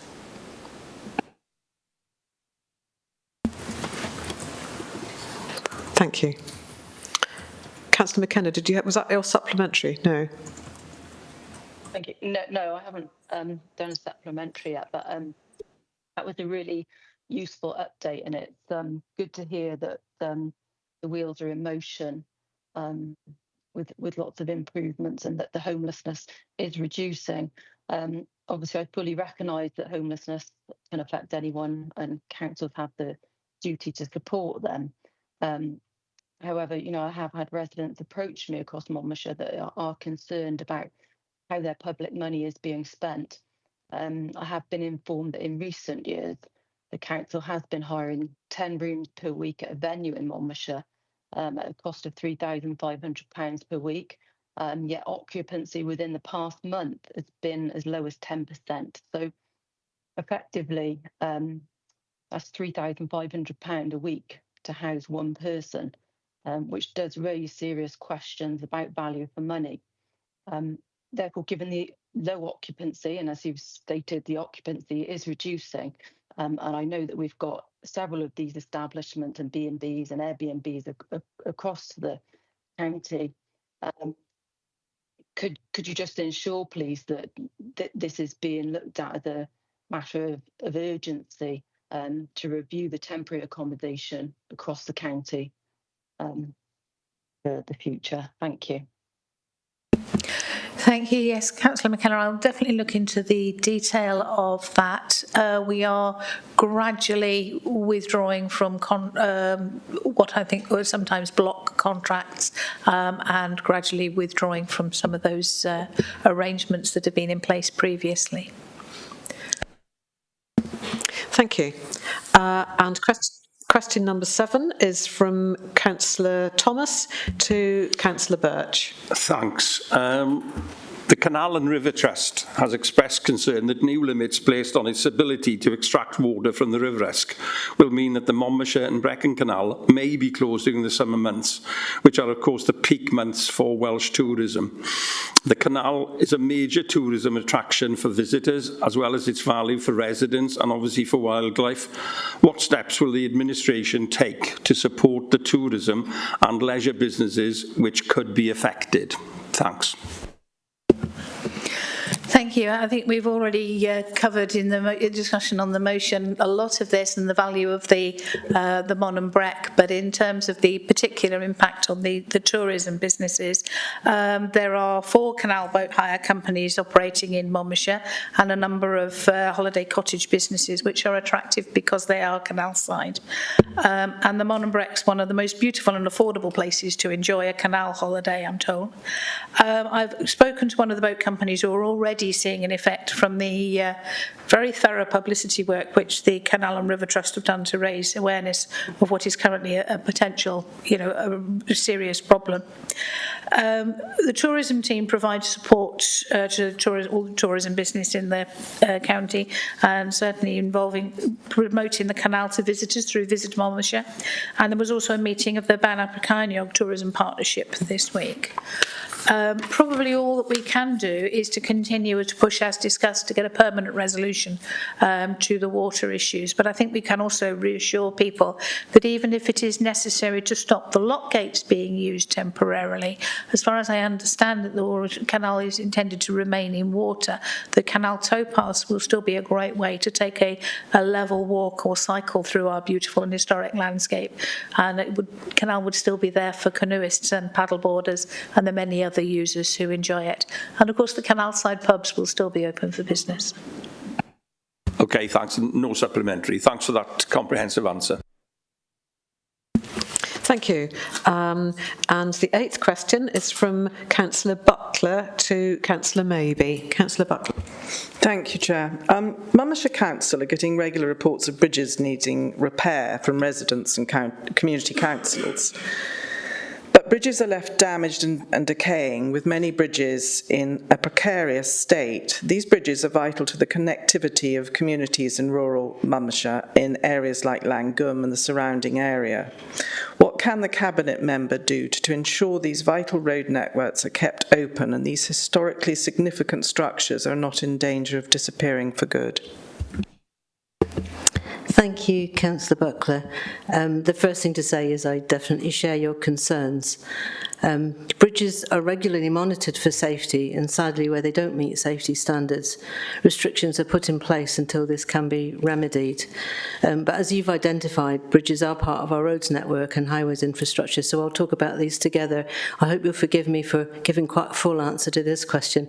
I'll be able to be briefer on the next one if I do that, because it's easier to describe them together. When I came into this role 3 years ago, I had to learn quickly about highways, and I'm thankful to our senior officers for their patience in helping me.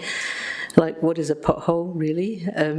But I'm also amazed at the calm diligence they show in doing their best to manage what sometimes seems like an impossible situation. I went from asking why particular locations have had to wait so long for repairs to asking how things ever got so bad in the first place. And like you, Councillor Buckler, to asking what on earth can we do to fix it. So this is what I learned. Firstly, that this is not a problem that's developed overnight or even over a few years. It seems there's been a substantial shortfall in funding for highways infrastructure across the UK over the last 15 years.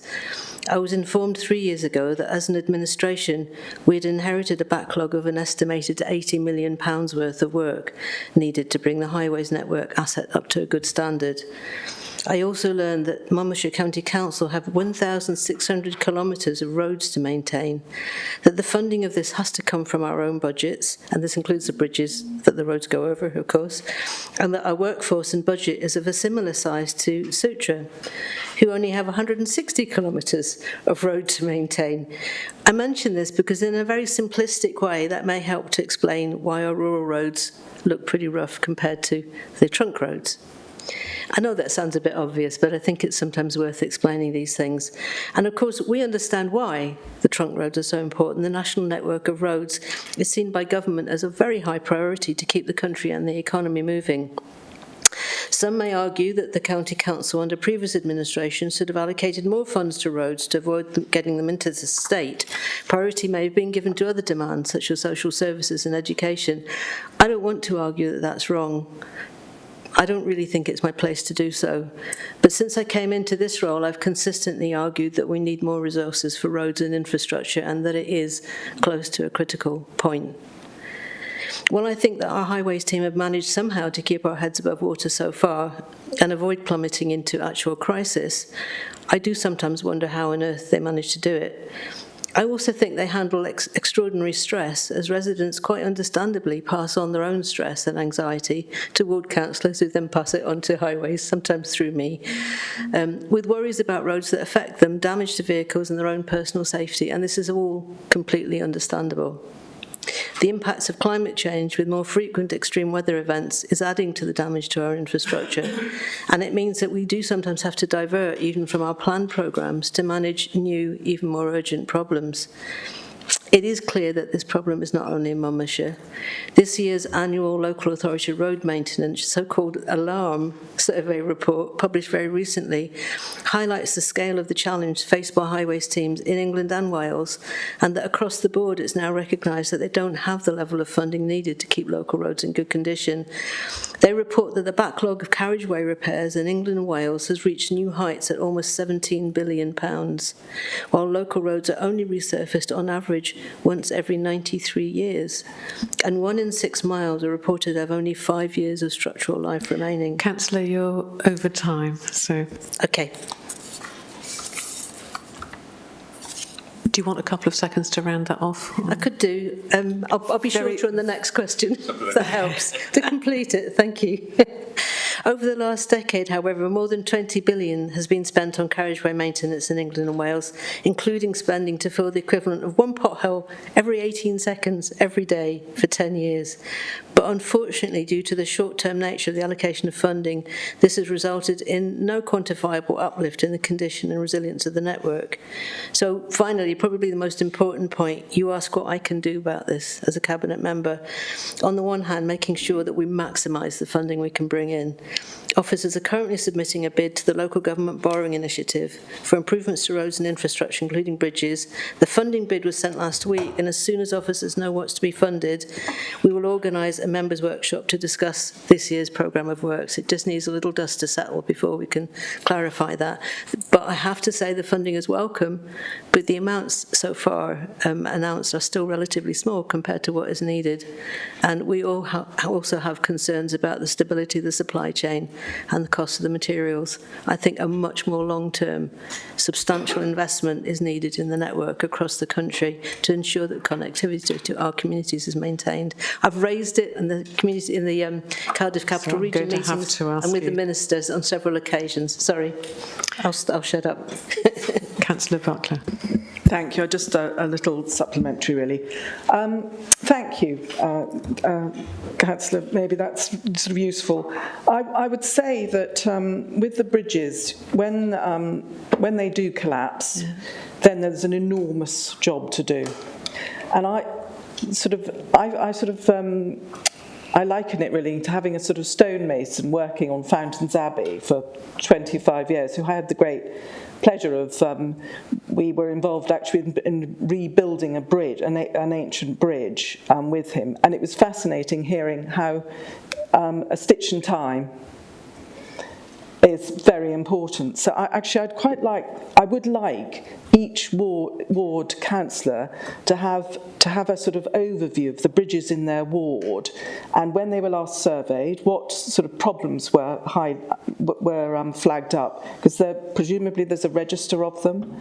I know we have a large network of bridges, but it is something I think that must be thought of in the whole, because once they go, then you often find it's the only road into a community.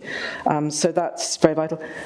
I mean, I know that ever-increasing size of agricultural vehicles, the load that is on these bridges ever increasing and with frequency is a problem, but it's not a problem that's going to go away. So and it's been flagged up. I'm flagging it up, as you say, because residents and community councillors are really concerned about it. I mean, we know it as we go through Monmouthshire. So thank you.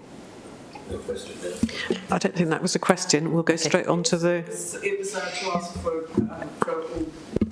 It was to ask for all ward councillors to have a breakdown of bridges in their wards and the state of them. I will ask about what data we've got and how we can share that, and what sort of format would be. And I think maybe, I know we were planning to have a members workshop this summer, and maybe we can make sure we've got as much as possible to explain that, bridges as well as roads, before that workshop. Okay. Thank you. Thank you, and that brings us to our last question, also from Councillor Buckler to Councillor Maybe. Obviously, the most important thing that residents consider is potholes. So let's finish on a good note. So the state of road repairs in Monmouthshire seems to be at a crisis point. Regular reports from community councillors and residents in the Devorden ward rarely seem to lead to potholes being filled, culverts being cleared, and gullies kept open. If potholes are filled, they last for a couple of weeks, and then the roads are back to square one. The road from Nanty-Gethley Crossroads to Lansoy in the Devorden ward I represent is a case in point. Soon even a pony and trap will not be able to navigate it. What will the Cabinet member do to change this depressing trajectory? So, yeah, as with the previous question, the reduction in funding for highways has left a really bad shortfall in even maintaining a steady state. And I do believe that long-term funding is needed to improve the network, and that's what I will be fighting for at political level. I'll keep arguing for it. I think I'm beginning to sound like a broken record with the Minister. He sees me putting my hand up and goes, "Oh, Katrin, yeah, I want more money for highways." On the specific road that you mentioned, I think it did have temporary repairs, as you say, done in the last few weeks. And in an ideal world, we would get back to do more permanent fixes. But the team, quite honestly, don't have the resources always to do that. There's an endless list of new potholes appearing. That's the honest truth. The thing about the pony and trap, yeah, I know we don't want any of our roads only to be fit for a pony and trap, but we do have to recognise that many of them started off that way, and they weren't built for the high level of traffic and very heavy traffic that we are seeing. So that, I think therein lies a little bit of the problem, not all of it, of course. And that's another, major issue at national level, is these huge, heavy vehicles that we have and the quantity of them.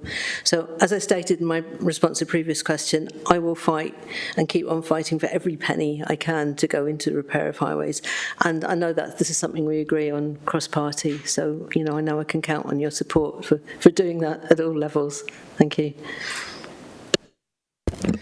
Quick supplementary to finish us off. Actually, the Nanty-Gethley road to Lansoy, which is one of my favourite roads, actually, has been repaired, quite comprehensively twice in the time that I've been the councillor there. And the whole point is that it washes away. We must be able. It's such a waste of resources, manpower, women power, all of us involved in reporting, having to deal with it, having all our suspension, our cars breaking all the time, because we must be able to find a way that repairs these roads that last a longer time. It's just not fit for purpose. We've got to rethink it. So that's our plea. Please, let's rethink how we do this, because it's vital. I'm incredibly tempted to start describing the different levels of road maintenance, but I don't think anybody will ever forgive me if I talk about that now. So let's leave that to the members' workshop, and we can really talk thoroughly about, how it's done, what the shortfalls are, and have a better understanding, and hopefully come to some new solutions. But I've got a horrible feeling that a lot of it is resources rather than lack of knowledge. So we'll keep the conversation going. Thank you. Yes. Thank you, everybody. Thank you. That brings us to the end of this meeting. And so I wish to thank you for your attending and taking part. In particular, thank all the officers who've supported us in the chamber and behind the scenes, especially as we grappled with a new system for speaking and voting. So thank you all very much, and a safe journey home. Thank you. Thank you, Chair.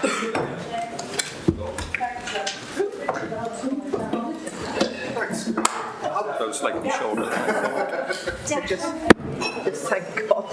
Still long enough.